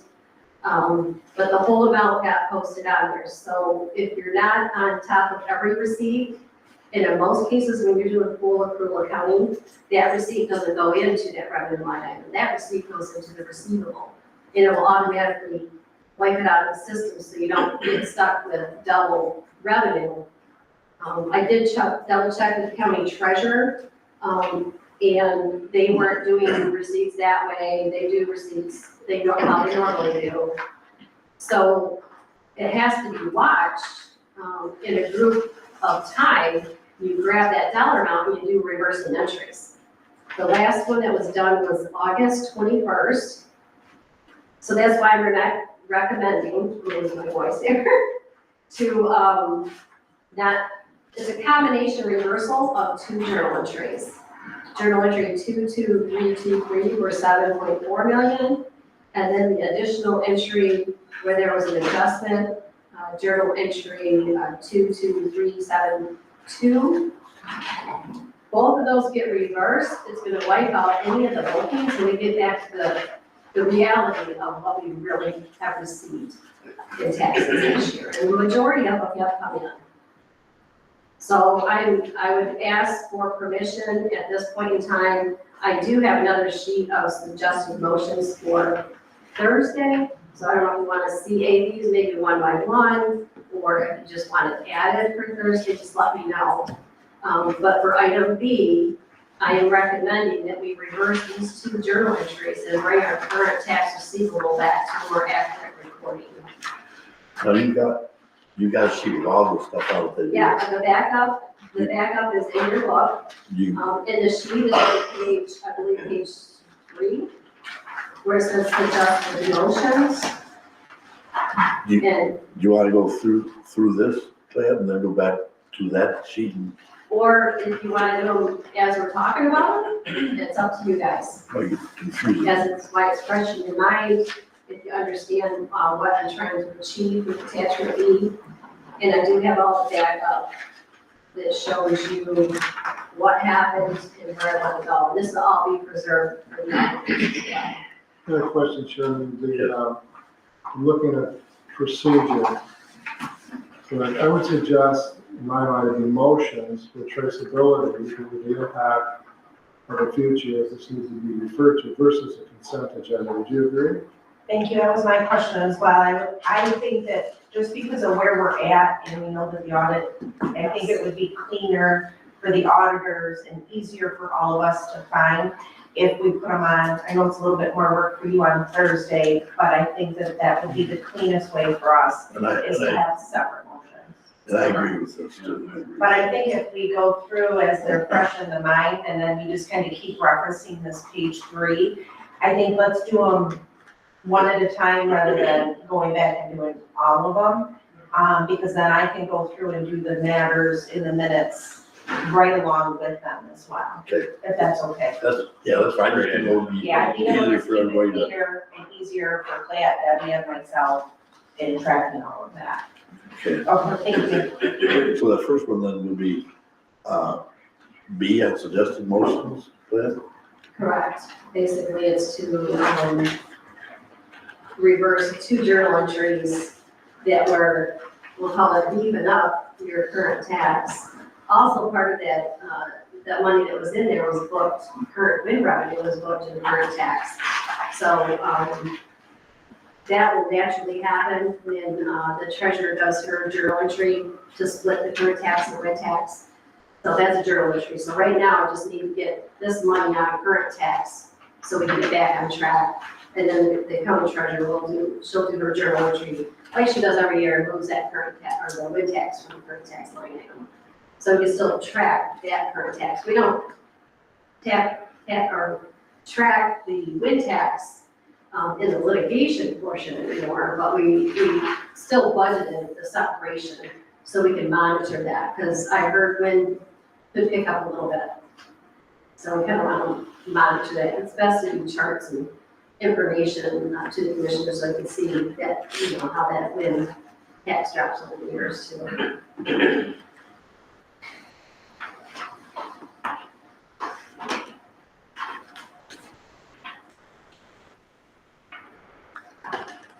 So a motion on Thursday for B.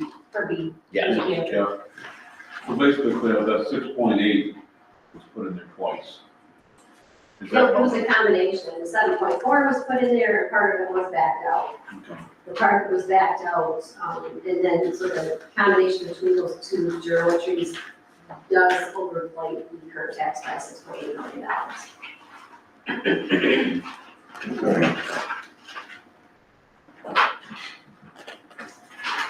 Okay, I can move on to C, which is the health insurance budget amendment. All funds show an increase in actual to original budget of 38.575%, or it's an expected cost increase of $1,127,830. Again, I'm looking at budget and I compared with how those line items we're doing and where anticipate them to land based on the current charging system, and these budgets need to get fixed. It's affecting some bottom lines and some department budgets, and this is circumstance beyond their control. So at this point in time, I've identified it by line item and by fund. This is a massive budget amendment in great detail that I produced to you in attachment C. And again, when you look at that bottom line, when it comes to your health insurance costs across the board, your health insurance increased by $1,127,830 over where we thought we were going to be in 2024. So this is big. I don't know how much it's going to affect the bottom line across these funds, because there are some revenues that did better and there's some expenditures that got worse. So until we get this stored up, I'm not comfortable giving you a solid number for 24 yet. Chairman, I have a question, just for clarity. Clay, at 38.575 healthcare increase, I know we reported it this thing, we had a 60% increase. What's the difference between the two? Is that a transaction error, or is this capturing far beyond what the Blue Cross increases from the 16%? Well, it's double the 16. This is, I know when we started the year versus whatever happened during the year, have been claims. Probably was the biggest thing, because our claims picked up, we are self-funded. Therefore, every month we get a bill from Blue Cross, we shore it up. When we start the year, it's an anticipated cost, where we think we're gonna land. So I believe, checking with Shelley, our HR director, that cost we did show an increase in cost. That's probably the number one reason right there, is that we under budgeted, we didn't anticipate the cost to shoot up as high as they did. So it's not so much a Blue Cross error, because I don't think anybody could have anticipated what happened. It's actual usage by quarter. Actual usage by quarter. And of course, we know, going into 25, or 25 budget, it's not only gonna be this, but it's gonna be, 11% or whatever the percent is on top of this. So our 25 budgets are gonna be heavy.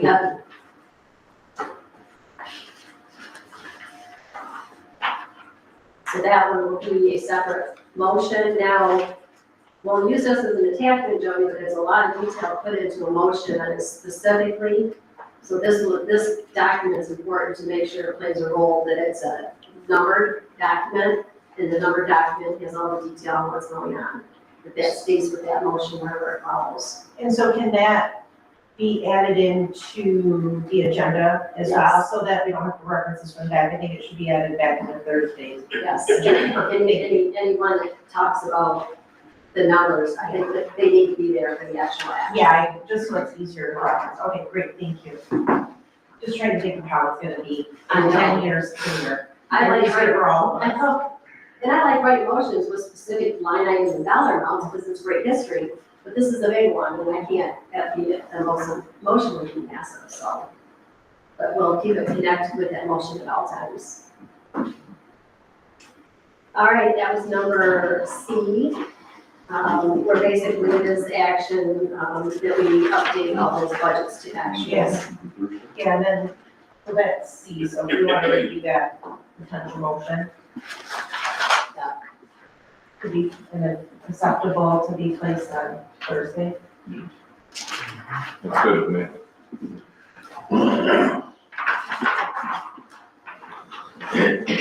And then are you gonna name that report or number it somehow? I did, I numbered it 10-1. Oh, yeah, the budget. Budget and then 10-1. Okay, perfect. And I wrote it on there, and it will be entered into the system with that explanation. And I don't like to post anything until I have a board motion number. So a board motion number will be in the history of the estimate system as well.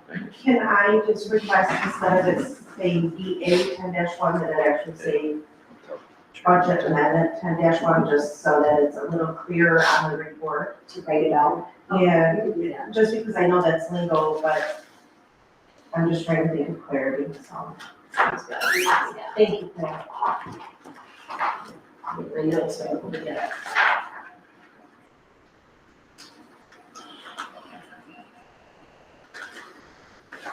Does anybody have any questions on that then, on that motion? Proposed motion, suggested motion?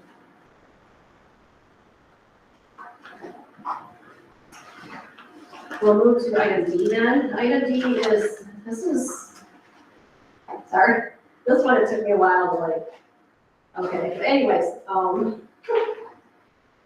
Michigan Municipal Risk Management, MMRMA, our insurance company, does a net asset distribution check back to Tuscaloosa County every year. We've been fortunate to get these net asset distribution checks. And it was large, it was $159,338. This one took me on a journey because I wasn't expecting, first of all, I don't know if you guys knew that we got the check. Normally we like to announce that we've gotten this check. When we get this check, what we do is all of the funds or departments that pay for the insurance premium, that our fiscal analyst has a spreadsheet. We keep track of how much they put in, and we spread that according to what they put in. Normally, departments will get a credit back for their portion of this net asset distribution check.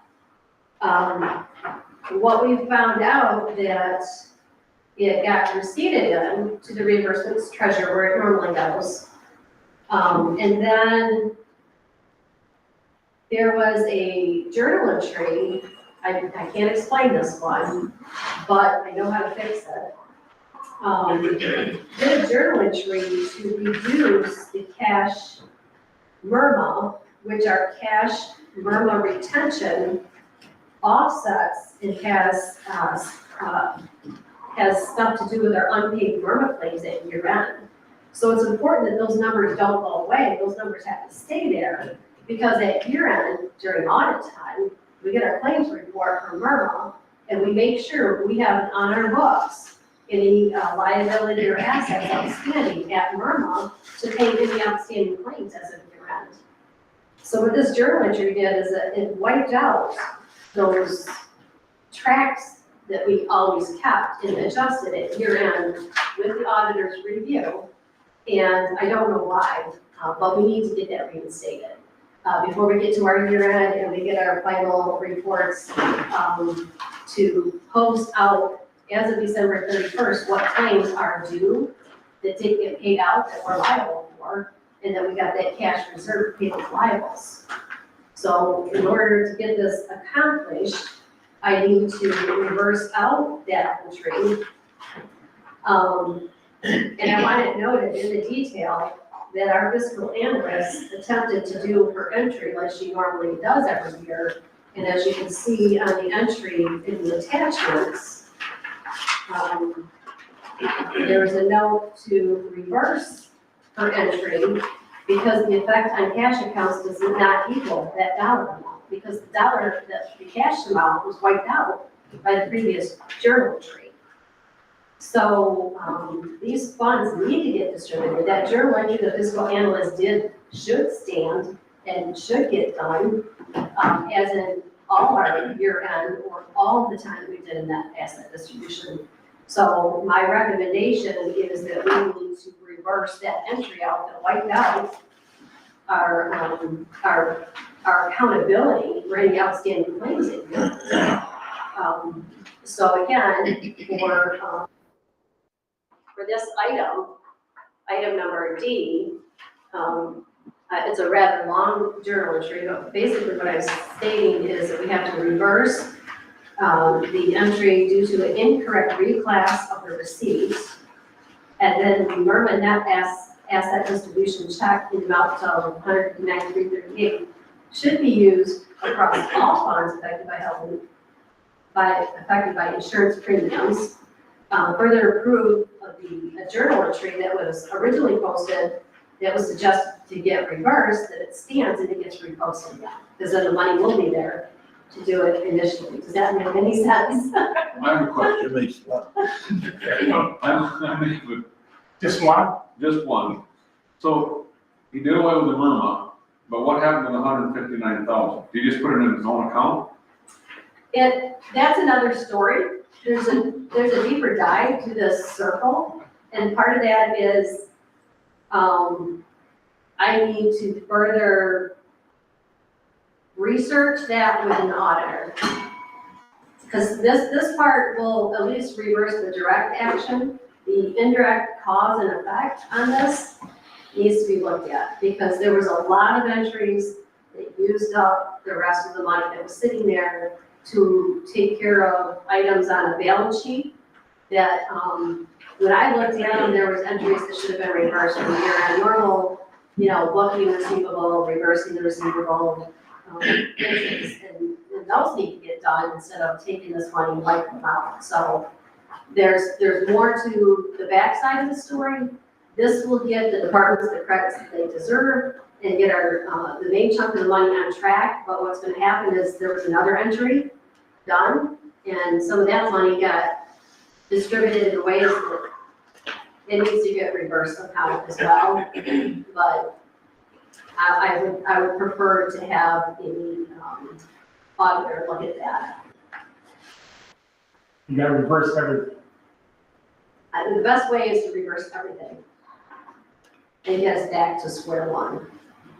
Because since then, we found, the fiscal analyst and myself, we found entries at accrued stuff that had to get reversed and didn't get reversed. Normal cleanup stuff we do throughout the year. And when we do that, we're obviously affecting the backside of where that other money got distributed on the balance sheet.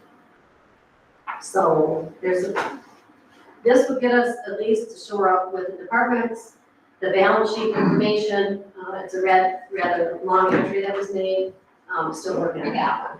So there's gonna be more to come on some of this, but this main entry definitely has to get taken care of.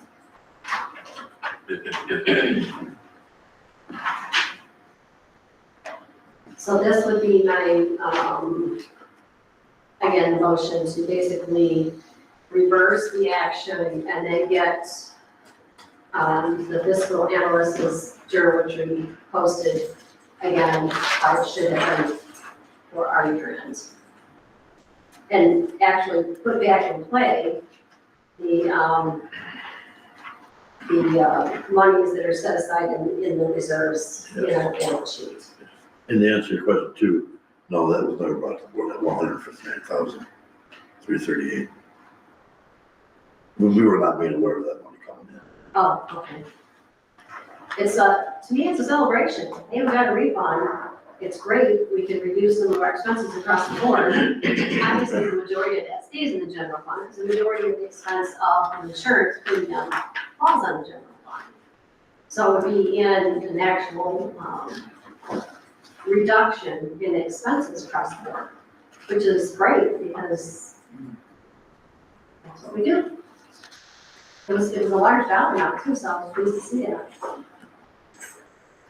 Wasn't so pleased now what happened to it, but anyway, we'll get it taken care of. So that's item D. We'll do that for motion on Thursday. Does that look good? Do you need any further clarification in there?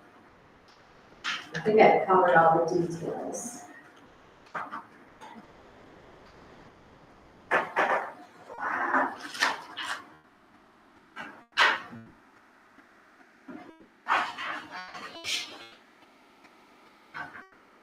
You ready for item number E? Okay, work comp. This is a fun one, though. So the work count 2024 adjustments, so due to state and federal audits that goes on at our health department, we need to follow the criteria of 202 CFR Part 200, Appendix 5, Section G, that states internal revenue funds are dependent upon a reasonable level of working capital reserves to operate from one billing cycle to another. A working capital reserve as part of retained earnings of up to 60 days cash expenses for normal operating purposes is considered reasonable. When you look at our work comp fund, which is, I gave you all the information of normally an example of the health department audit, example. We did get an $80,000 work comp check back, which was, again, it was great news. And that goes into the work comp fund. So if you look at, I put little cheat sheet notes on this actual sheet where it shows the revenue expenditure report on what we have to achieve based on the guidance from Title II CFR. And based on our history with dealing with the health department audits to make sure we get everything shored up. And the work comp fund, the bottom line budget of what we have is way too excessive. We need to shore up the money. And part of it, getting the $80,000 was good, but it increased those those reserves in our work comp fund. And with us collecting, we collect from all departments all year to pay the work comp bill out of that fund. We got $80,000 in, we had too much money in our work comp fund. We've got to shore up that money. So part of doing that is we refund the money back to who we charge, and we get that fund balance back in checks and we're in compliance for the year end. Because if we don't, then it's another write-up on an audit with them stating that you're get it through people and, get this fund balance done. I don't really want to, not looking forward to getting a write-up in an audit over something like this. So what has to happen is we need to reduce our monies in that fund by $148,236. And then we got 44 cents on there too. That is about pennies.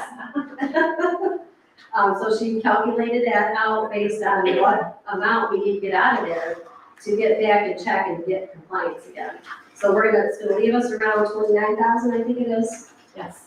Remaining, which will get us back into our 60 days of reserves and not much more money in that fund.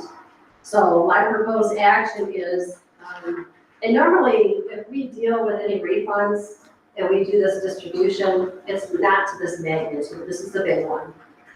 So departments, again, across the board, who we charge work comp with, other than there's some, grants or something that don't allow the credits to exceed. We've done, or the fiscal analyst has done a worksheet to show we have to do a journal entry and we've got to push the money back into those departments and back into those funds. That's the only way we can get the work comp fund back under control and back into compliance. So that's going to be my suggestion for E. So you need to put some sense behind that figure too, is that what it is? So the motion I have for E is to move to distribute 148,236 in work comp credits back to departments due to an overfunded issue in this 677 fund. And then I mentioned IRS funds. Internal service funds cannot exceed 60 days of routine earnings. Reductions are needed to achieve compliance in federal cost principles. And again, it's a big worksheet, so we'll make sure that worksheet's included on the agenda, and that maybe we might have to number this one too, huh? I noticed we don't have a number. So we'll give it a number, we'll reference the number on the actual sheet and in the motion.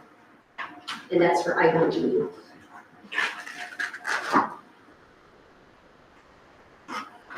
And that is a journal entry. It is not a budget amendment, so we will be moving cash. So cash will increase in all of these, funds and decrease in the 677 fund. If I got a question on that one. And that 80,000 check was great, but it added to our issue and problems.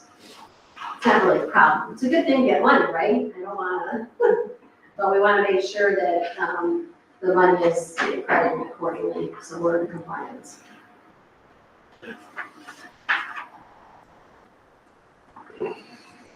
Is my 6 minutes up yet? No.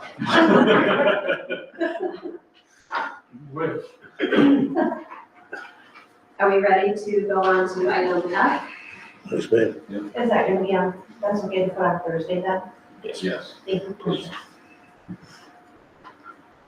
Other than I'm gonna reference Numbers. So, Yeah, thank you. okay, what do we got going on? Item F, changes in fund balance, fund balance versus audit. So again, I reached out to our auditing firm. When I run a balance sheet in our system and I look at our audit, they don't match, there's an issue. I want to get the audit scans, audits filed, something happened within our system for December 31st, 23, that don't match our December 23 on our system. So I wanted to bring that to your attention because obviously further research is needed. I don't know what happened. Maybe it's a reasonable explanation. Again, that is why I think our audit firm that audited our books probably should review and look at this. And I did send the information over to Mr. Bergen to look at. So, So the report here does not match the software program. right, well, no, our balance sheet, so this is a page taken from our audit. On the first page on F, our audit does not match with what our system says. Okay. That it should be as of December 31st, At December 31st, the audit and our system should match. always. And this one's, and if for some Doesn't reason match. it matched when we was here. Right. What's You're not matching? saying systems such as BSNA or something. BSNA software system, To the December actual audit. 31st does not match with the audit. I just wanna make sure I explain, Yeah, stated it yeah. correctly. Okay, thank you. And I provided a sheet, so this is what the audit says, and the next sheet shows what our BSNA system says. As of December 31st, 23, and that's off $174,926.34. So I'm not sure what happened, and this is December 23, the books should be closed, it should be final and over, and nobody touching it. Somehow, something happened to it, and I can't explain. I need to look into it a little bit further, but I wanted to bring it to your attention because it's a major issue. So nothing at this time, but I'll keep you posted as we dig into that a little bit. That takes us to G, and G basically, this is what I normally give you guys around June, budget sweeps. Short budget to actual up across the board. I don't usually have this many at one time, usually it's a few here and a few there. This is me and the fiscal analyst going through all budgets, looking at everything and shoring up what's going on. I'll start with, on G, the general fund revenue. The recreational marijuana tax came in and did much better than budget. So we need to get that budget shored up with our actual. Medical marijuana county share did well. So these are all increased revenue budgets. The biggest one, and this is, I always give the county treasurer a high five, interest earned is $350,000 more than what our budget says. We gotta amend that budget and shore that up. It's a positive thing. All of these are positives. Including the reimbursement election inspectors, we're establishing that budget. And so I talked with the clerk, and we came up with about $297,324 for a budget on what we're gonna receive back on those elections for this year. So we gotta have a budget in place, when the money starts coming in, it's gonna hit against that budget and we'll be okay. Some of the budget, but some of the money might not come into budget until 25, but we're on modified accrual accounting, we're gonna push that money back into 24. It will report into this dollar amount, at least for the 60 days, whatever money we get in. If anything else is anticipated to get, we book it and we give that information to the auditors and they know it. They'll review all the information and the money will stay booked as a 24 revenue. We did have a line item budgeted for use of fund balance, which we haven't used. So I'm proposing that we decrease that off. That will offset some of the increases and decreases. So the general fund budget doesn't look like it's way overinflated by correcting some of these things. So it's an overall increase in your general fund revenue of about $321,000 for budget purposes. That's a positive thing. Now for the negative things. In the general fund, as we got expenses that are doing well, we have or revenues that are doing well, we have expenses that aren't doing so well, or budgets that need to get established. For the elections, I got draft checking with clerk. We did verify those numbers. That's establishing her budget. It was zero budget, but things were happening. So those numbers are now established. That offset, obviously, is in more revenue. So you're increasing your revenue, you're increasing your expenditures. So it's not a bad thing, it's just showing up the actual budget. The other items that I'm showing you here, accounting services, there's that $1,000 I talked about earlier. We budgeted $39,000 for the audit. The audit one that's costing us $40,000. So I want to fix that line item. As well as other financial accounting services. It's showing that it's gonna go over budget. So we want to fix that budget. Those two, to put your accounting services department potentially in a deficit position. So we gotta show those up. Legal came in a little bit higher in 24 than what was anticipated. Can't read all the details, but I project that we probably should increase that budget by $17,000. And then as you go through, most of the other ones are smaller ones, shorn up. The City of Carroll assessment, the 227, the prosecutor, net effect is 0 on his overall budget. Buildings and grounds, the dose storage space, for some reason we under budgeted that, and I'm not sure why. So we had to increase that to the actual cost of the dose storage space. In the jail, the overtime is running hot. I think we way under budgeted the overtime in the jail. Then during labor negotiations, there was something that was settled called nationwide report, employer expense, and none of those had budgets in them. Even though the board approved, there was no budget amendments done. So again, we had to manage those budgets. Secondary road patrol had several items that are going to exceed budget that we needed to fix. And the drain at large appropriation came in smaller than our budget this year, so we're going to move that $29,568 and use it to shore up some of the shortages on the expense side. I did talk to the deputy drain commissioner on that item, just to make sure there's no more expenses that are going to be coming in. It's going to hit that budget, and there wasn't, so that money can be used within the general fund to as we increase some and reduce other measures. Does anybody have any questions?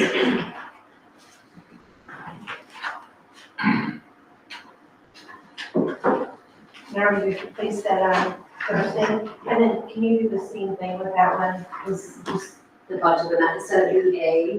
Yeah, I'll spell it out. Thank you. I'm just so used to throwing those numbers out, or letters out there. Got it. I understand that.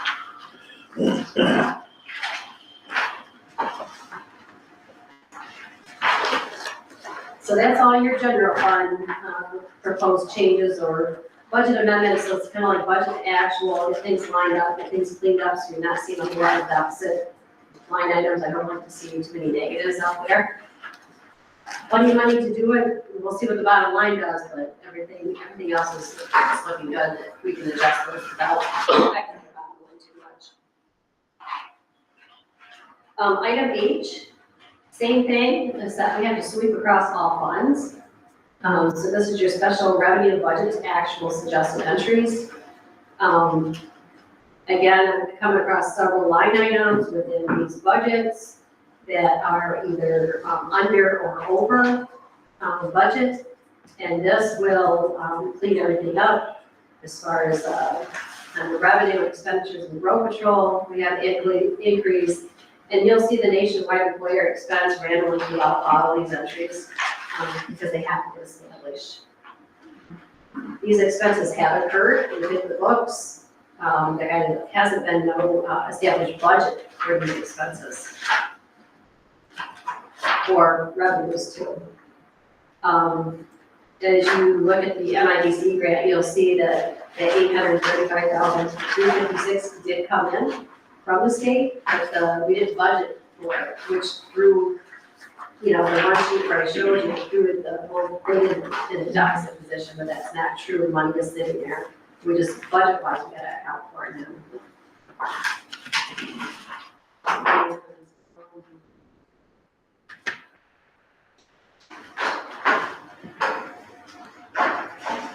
Any more questions on any of those? The tax foreclosure funds, the revenues did well as far as the expenditures that offset. It's a matter of payback auction proceeds line goes up in those budgets.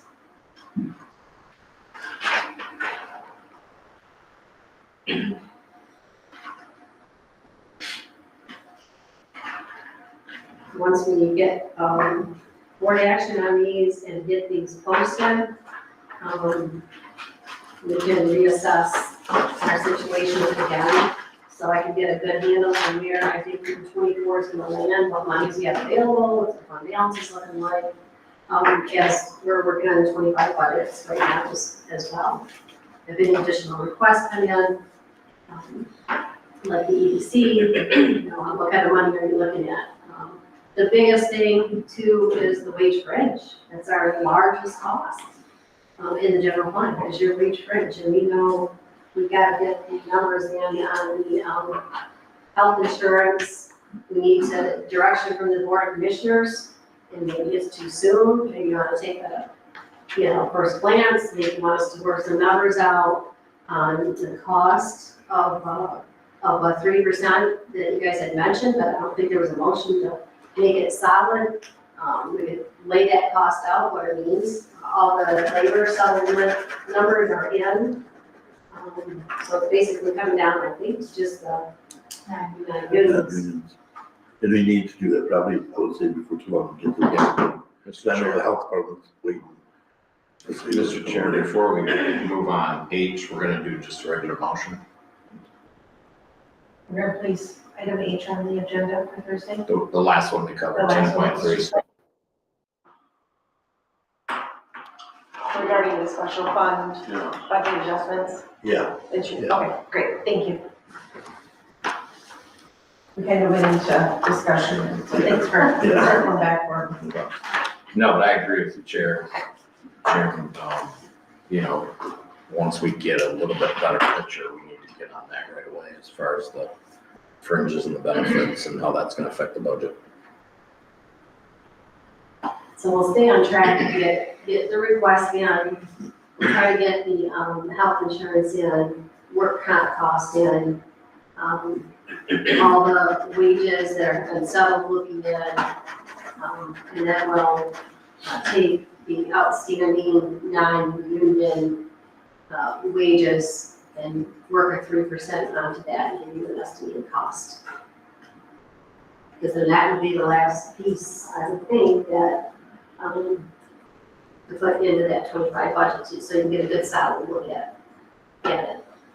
But again, I couldn't dive in and just do the 25 budget without knowing where you're at 24. Because normally when we're presenting your 25 budget time, we go over that and we kind of know what your fund balances are in all of those funds.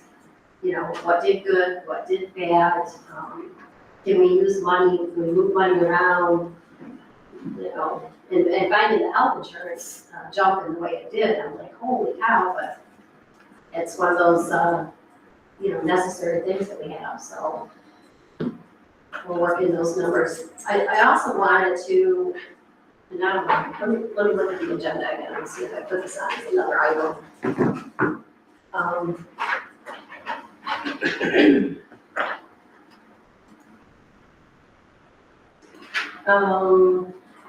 I want to discuss this probably now as we're kind of going over this book information.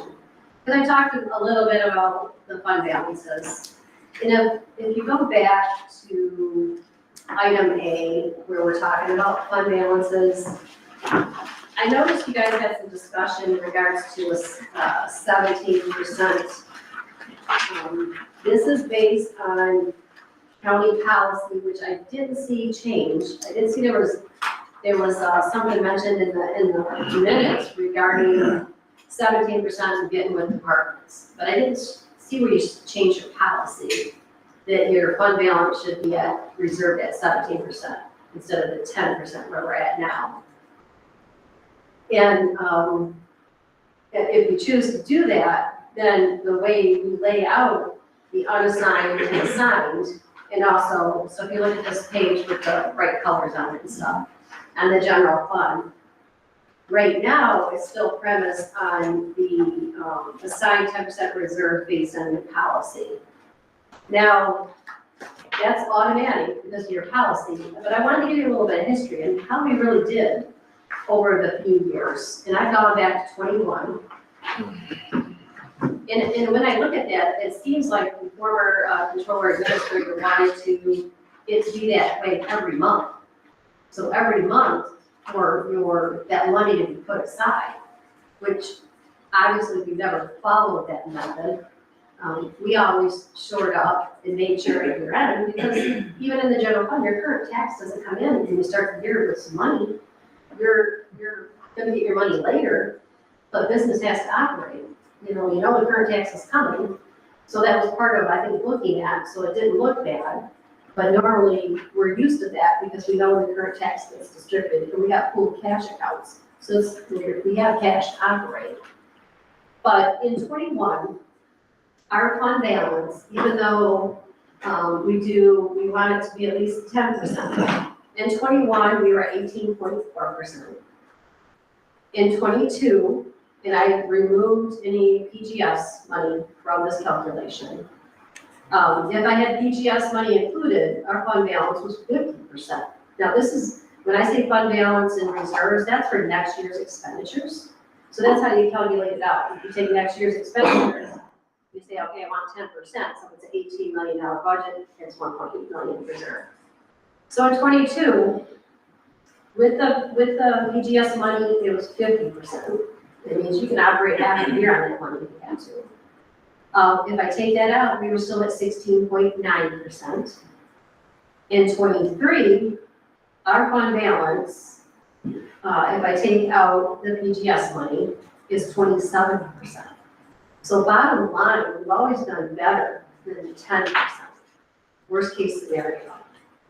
Now, if I went back a few years back when we had, financial problems and constraints, we were lucky to get 10%. That's why the policy came into play, is that we gotta have some kind of reserves. Now, they still talk about 60 days, to operate your county government. So in other words, if we had to shut down, next year, something happened, what they're saying is have enough money set aside so you can operate at least for 2 months of the year. And that's where 17% comes into play. If the county government shut down, or we knew we were getting no more money on January 1st, 25, no revenue whatsoever, that's where they look at that 17%. So it is talked about, it is discussed, but it's like if your county government shuts down, how long do you sustain operations? And based on what your operation costs are. So I just wanted to clarify that. We've always done way better than the 10%, but the day could come where that really has to be monitored and watched a little bit closer. But every month, I don't watch that. It's impossible. That 50%, 51% of next year's it could be 51% less because of the current tax and how general fund gets the revenues. So it's important to kind of monitor and stay on top of that. And if you look at any month, you look at your bottom line, when you're looking at your revenue expenditure reports, and if you got any questions, please, I'll show you exactly what line to look at. You're gonna see your revenues to expenditures. Your expenditures obviously are way higher than your revenues at any given time. But they want that 17% at the end of the year, correct? We're required by that time to have whatever, our policy says 10%. Right. They recommend 17. They used to recommend, 12. It's kind of been all over. Our recommendation is in play, and it's in play for a reason. But our policy says, well, we have policy to back it up to stay at that. And we're always well over that. I just wanted to give you a little bit of history on that. Because that's a moving target. It is a moving target constantly. Yes. And if every month you're shoring that up by booking receivables and deferring expenses or, things like that, it's just, we don't have staff to do that. We're, it's not expected of us to do it every month. And it's just impossible. You're gonna have to hire a lot more people if you want to keep track of that. That's monitoring every receipt, and if you booked it, and make sure it's, at the time that it comes into this county, that it's reversed out, or you have the difficulty that we did with our current tax. Anybody look at our report, like, wow, what happened? I looked at it, like, holy cow, what happened to the current tax? I'm a taxpayer, I didn't pay any extra taxes this year than what I have to, So when I seen that 14 million sitting there, I knew that was the first flag I had to look at. Well, thanks for all the work that. Yes, thank you. You put a lot of light on a lot of stuff. We look forward to getting when we get into other stuff, you know, deeper again, we'll have this conversation, I'm sure, or too long again, we'll have another conversation. There are 3 items that are really, just need additional attention. And I'm working on those right now. But Okay. once we get this stuff in, we get board, board approves this on Thursday, and we get all the stuff posted, we get everything shored up, caught up, then I could probably have a better handle on where I think your 24 is going in, as far as looking into 25. In the meantime, we are working on a 25 request, and everything's coming in. So also on the budget calendar, we're probably gonna have to amend it. We're gonna have to have special meetings. I wanna keep it rolling, I wanna get the budget amended early December, as planned, but to do so, we may have to have some more meetings on the side to get through this. So we'll come up with some ideas and we'll present it to you on Thursday, for you to look at and discuss and potentially approve the amended budget calendar as well. Thank you. So is that your other ongoing finance statement? Yep, unless, the fiscal analyst has anything else to add, she's been working hard on these budgets and communication has been, like I said, great with departments. You know, we're gonna shoot there, I think we have it on shutdown right now. We gave till the 17th. We do have a few. I know, I need mine open, please. That's why we get projects. I know. No So, excuse. yeah, the clerk and the election budget is still open. But I think we shut everybody else down so we can recess and look at them. And then kind of see where we're at on some of that stuff. And then obviously can the wage, 90 wage and health insurance. We're working on all that stuff, so. We haven't forgot, we're working on 25 and 24. We're getting there. Amy, our chief information officer, any, you want to report? The biggest thing is that your alertness project is completed. All the video cameras and panic buttons that you asked to be put up in this building, they're done. There's 28 cameras now here. Great. And our security station has access to all of them. Concern report? That's it, that's the big high point. Okay. The chairman, that will be. Mr. Cook, you need that building on the ground? Unless Director Miller has anything. Commissioner Luke, all set, sir. Mr. Bridewell, personnel. This is a finance issue, it states on the personnel, which request for proposals contingency for just in case. When the board has read that, it's pretty comprehensive and inclusive. Without any foreknowledge of what's going on in terms of recruiting or what may be coming in terms of qualifications, one of the most important things is we don't want to end up where we are today. And with that, I think from the board's perspective, we think right now, we would all have an innate perspective on the importance of transitioning in terms of how the county finances are handled. And certainly from this last 40 minutes or so, we can see just in a short time that it leaves a lot of opportunity. Now with Clint, certainly on my behalf, appreciate you stepping in off retirement. I'm looking forward to re-retire. We're not getting you another guy yet. No. Obviously, there's a timeline to this whole scenario, and which is unknown at the present, but obviously from that perspective, that's why the RFP is there. It'd be the pleasure of the board what to do with it, when to launch it, when to fill in the blanks. Obviously, there's a timeline for that as well, but if for some reason they would decide if things didn't go well in recruiting or there was some consternation on qualifications, which I'll have to admit, and this particular Neil's departure, the way it was done, I'm very, the words aren't disappointed, there's greater words than that. Professional nature that would lead this county in this particular role in that manner. So with credentials coming out of the woodwork, and certainly from experience, that is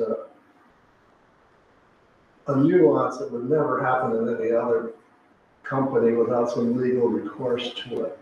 Because I don't know the value of a contract now for the board, my point of view. The contracts related to this type of employment seems to be moot, although we did pay for it. So that's something to consider in the future. So with that said, I'll send it back to the board with your thoughts on the RFP and timing, if any. How are we coming on applicants right now, whatever? I'm sorry. I Yeah. didn't hear you. How are we coming on applicants right now that have come in? We have a few good applicants. We had a budget set for Indeed. We met that budget Friday. And the majority of them are coming through Indeed.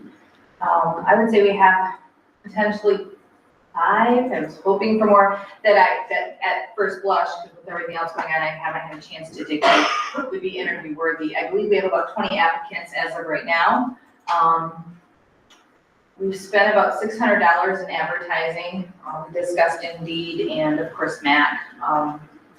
We could reopen Indeed. I've actually tightened that down to keep, anytime someone clicks on it, if they click on it 10 times, we're charged every time. So I worked with Indeed to tighten that down over the last couple of weeks. And I think that helped a lot. I don't know, we haven't had the opportunity to discuss the timeline, everything going on, open enrollment, insurance changing, everything that's happened. Request was for me to develop an RFP, which I did. The motion did say for controller administrator. I'm not sure if that's what it was intended to really say. Speaking with Clayette, she feels that that role is 50-50. Yeah. Okay. So, it's been a little busy in our office, but I don't know when we want to start hiring, or not hiring, interviewing. But I did want to get this in front of you to see if we wanted to move forward. I'm putting this out to see who is interested, if anyone's interested, in the direction from the board and how you'd like it to go, for all the reasons Commissioner Bartle. Push on the board on the RFP. I mean, I would say we do the start date at the beginning of January. I'm assuming. I think personally that, I think, you talk, do we want to do an RFP yet? Do we want to throw that out, or are we happy with the ones that are coming through Indeed? Or if you got 5 right now, then maybe because this is something we want to pursue as far as setting on an RFP. I guess it wouldn't hurt someone, just give them When a call. we send this out, like, this is print media, I'm assuming. Yes, and then, Like where? well, I have a few places I could send it. I've had a few places that I've actually already talked to, just to see like timeline kind of thing, not knowing exactly what we're looking for, because the motion was vague, so I prepared what I could. But I guess I would depend on the board, if you'd want to evaluate them during the meeting, have them bring in their bids for it. Once we review the proposals, if you'd like to interview them in front of the board, or this might not even be a direction we want to go, but as Commissioner Bartle said, I do think we need to have something as a backup plan for our finances. Right now we have, but yeah.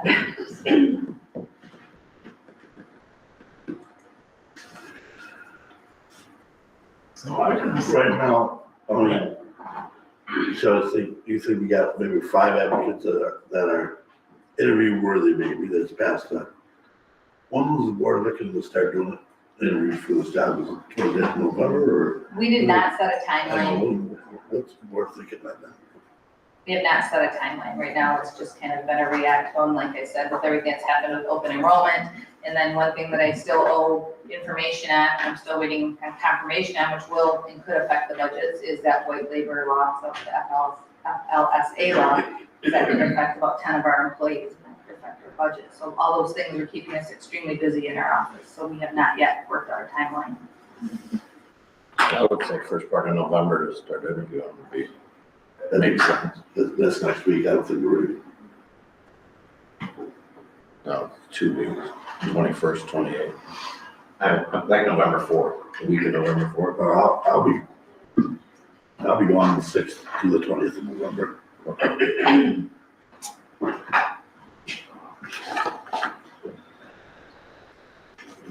don't know if it, you know.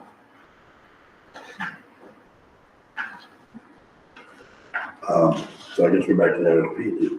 Do we want to fill in the blanks and tell Shelley to pursue it? Or do we, you know, Maybe at least provide some direction I mean, in if case we're we have to pursue it. like Mr. Cook, if we think we'll do interviews in a couple weeks, you know, you send out RFP, you're putting 30 days on it, you're putting something out, so that takes. Sure. I'd like to do the RFP, so. You said what? I'd like to do the RFP. That was for 30 days on it, right? There's what's up to, I mean, you can put, you'll need to answer 2 weeks, 3 weeks, whatever you want, but I mean, yeah, it's gonna set back that far probably. Yeah. And we have to December 31st to kind of get this done, so. Yeah, that's my. Do I, pleasure the board, we can fill in the blanks and have.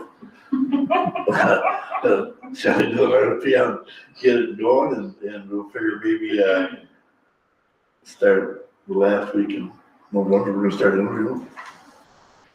That's when my open enrollment starts, and I know we have to do both, but that's very crucial too. I know, we have to do Or both. can we just push the needs a little bit more and see if we can't come up with some more decent Well, I mean, the applicants? pleasure of the board, I mean. Right, I mean, I'm asking kind of the board, you know. So right now, Indeed shut down. Indeed stopped as of Friday just because I set a budget at $500. We did get some really good applicants. I worked with an Indeed specialist who helped us tighten everything down so people weren't applying that shouldn't be applying. It doesn't stop everyone, but it slowed it down quite a bit. What if we did the RFP and said like Monday the 11th? Which is 3 weeks. For a start date, Commissioner Cook? Let's see. No, Just return. Richard. See, the problem that I'm feeling with the RFP is, let's put that RFP, you know, your RFP is a company will go searching for a controller. They're not gonna find your controller until January, February, March. They're gonna be way back in the first year. You know what I'm saying? Because that's all you're doing. No, I'm making reference into like putting it in the newspaper or something like that for this position. That's all I'm No, I'm talking about that. We're talking about the RFP. This RFP is to hire a firm to find us a controller. And if we do that, you know that firm, we might have to find a controller for 2 or 3 months. So we didn't do any printed with this? No, the motion was to develop it. Okay. I agree with you. So that's my thing with the RFP. I If apologize. we do RFP, we're looking way back in the first year before they can. So on the Well, you can specify a timeline on an RFP, and there's no obligation to award anything. No, that's true. It's basically the board's contingency planning or risk taking, how much risk they want to take in case, as Claire just said, her last day was the end of December. I would suggest it would be considered and alongside with any review of candidates, any potential candidates. But even after that, my concern is from viewing this today, and we've all been through experience, even someone coming from the outside is at a disadvantage of the system that's used in the county, which, you know, there's only 2 who really understand that, which is Cora and Deb. So you have to consider how you're gonna make that transition. So if there was an accelerator on this, I would remove the brake from the vehicle and push it out as fast as you can go. Or you're gonna end up on the first years, the chairman says, maybe no one. So if we get first of the year, we're not adding a controller, we do get one in February, who's gonna train this person? But, you know, this is all part of the interview process, when you're talking to people that know, you know, what's going on, who you got, you know. You know, we need to start the interview process probably, you know, sooner than later. But like I said, I'll be from the 6th to the 12th of November. I always say that because our last controller we knew he had no experience with county government. So was that a hindrance to He him? shouldn't know, he was an auditor for county government. He should have all kinds of experience. Yeah, you know what I'm saying, so, that's neither here nor there, but, let's talk, I guess, yeah, do you want to create one and at least get it out there? We have a backup plan, to Mr. by what you're thinking, it won't hurt to. I would certainly entertain that for the board to consider and then fill in the blank between now and Thursday and bring it back and then simultaneously look.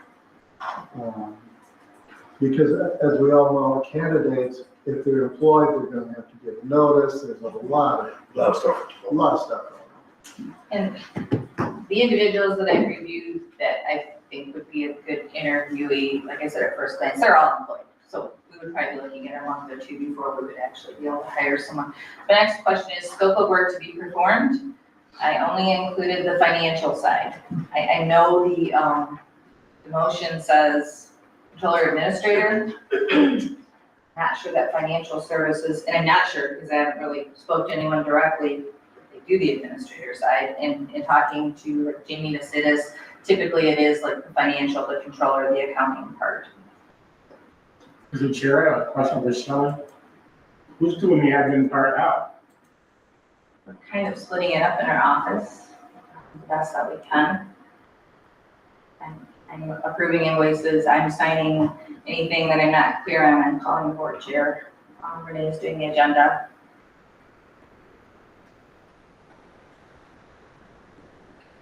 You say you want 3 or 4 more months of that, huh? Well, you know, and I guess maybe it's time for them. Is this time when we start talking about bringing back a, Chief accountant? chief accountant and hire, so you know what I'm saying? Mike Hogan had that advantage, he had to that. You know, he could do administration, he could do that, and he does it all the time, he's on the phone with all of us all the time, because that's what he was doing. So that's might be the time now, we said, hey, whoever we hire, are we gonna bring the chief accountant to do? Because I don't think you can do them both, I think that's part of his problem, I don't think even if he got here, he would find it real fast. No, I'm not interested in doing that part of this, but that's part of the job. So, I mean, that's something we need to discuss, I think, as a board, you know, it's the time now to get that office back where it was, before Colette took over as control administrator. I agree with that, and, we're very thankful that Debbie has stepped up to do everything she's done, but that is not what she was hired for at all. She was never able to actually do the job she was hired for. So these are conversations we gotta have here real shortly. I think as a board, my opinion. And we never closed that job at controls, but that job is still right. We never replaced it, basically, no. It wasn't carried forward on the budget because it was denied previously.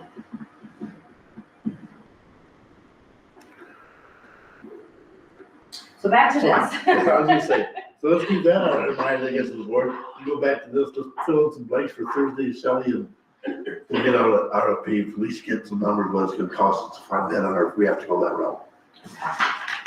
Okay, and everybody's good with the scope of work to be performed as far as keeping it to the financial side. Like I said, in our office, I think we're handling the majority of the administrator part.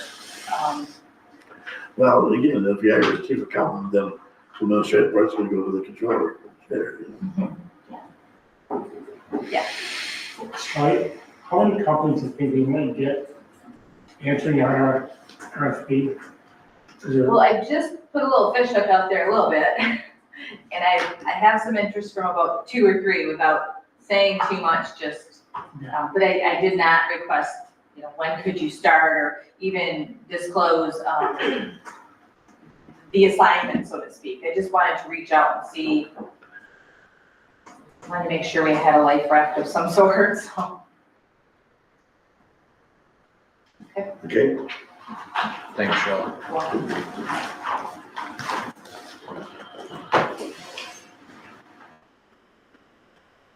Any other business necessary?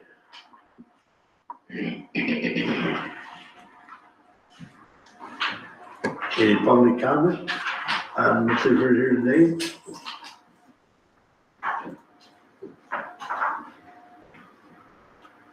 Yes, Madam Clerk. Good morning, Commissioners. Good morning. It is quickly approaching that time of year. We have an election in 2 weeks from tomorrow.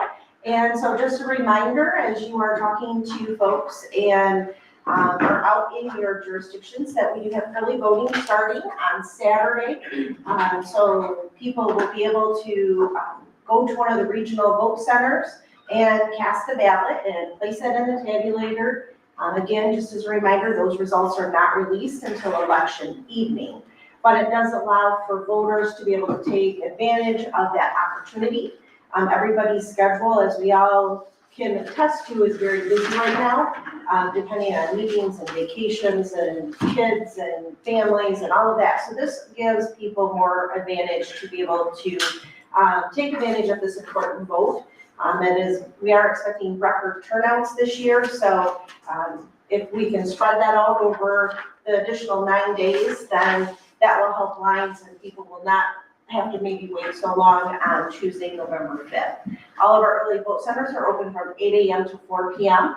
They are dedicated, so we do have that notice on our website, on the county clerk page, as to where you would vote depending on where you live, and so you do have to go to that specific center. You can't just vote at any of them, you have to go to your specific center in order to do that. So we have saw between February and August, our county did see an increase again of 12%, and I would hope that we can see that increase again using this one here. Absentee ballots have been sent and are currently being returned, and we are on track for, what we would expect for our absentee ballots as well.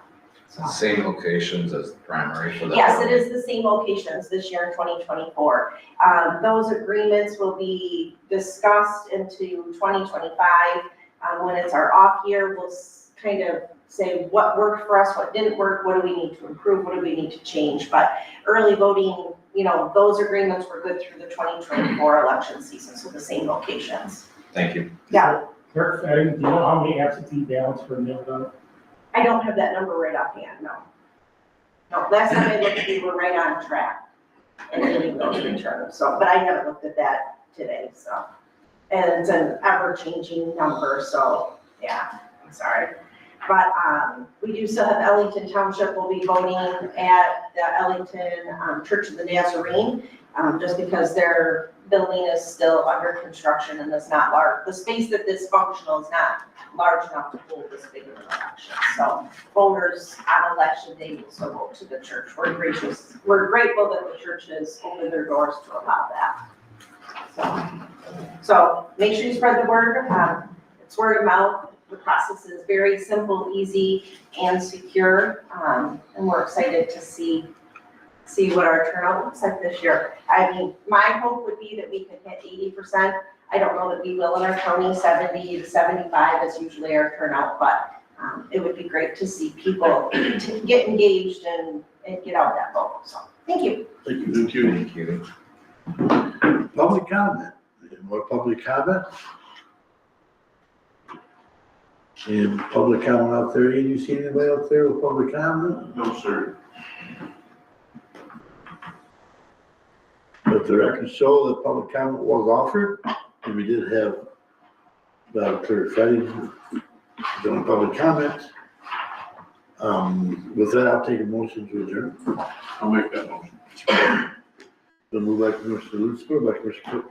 So adjourn committee of the whole meeting. We appreciate everybody tuning in today and people in the boardroom. Thank you very much.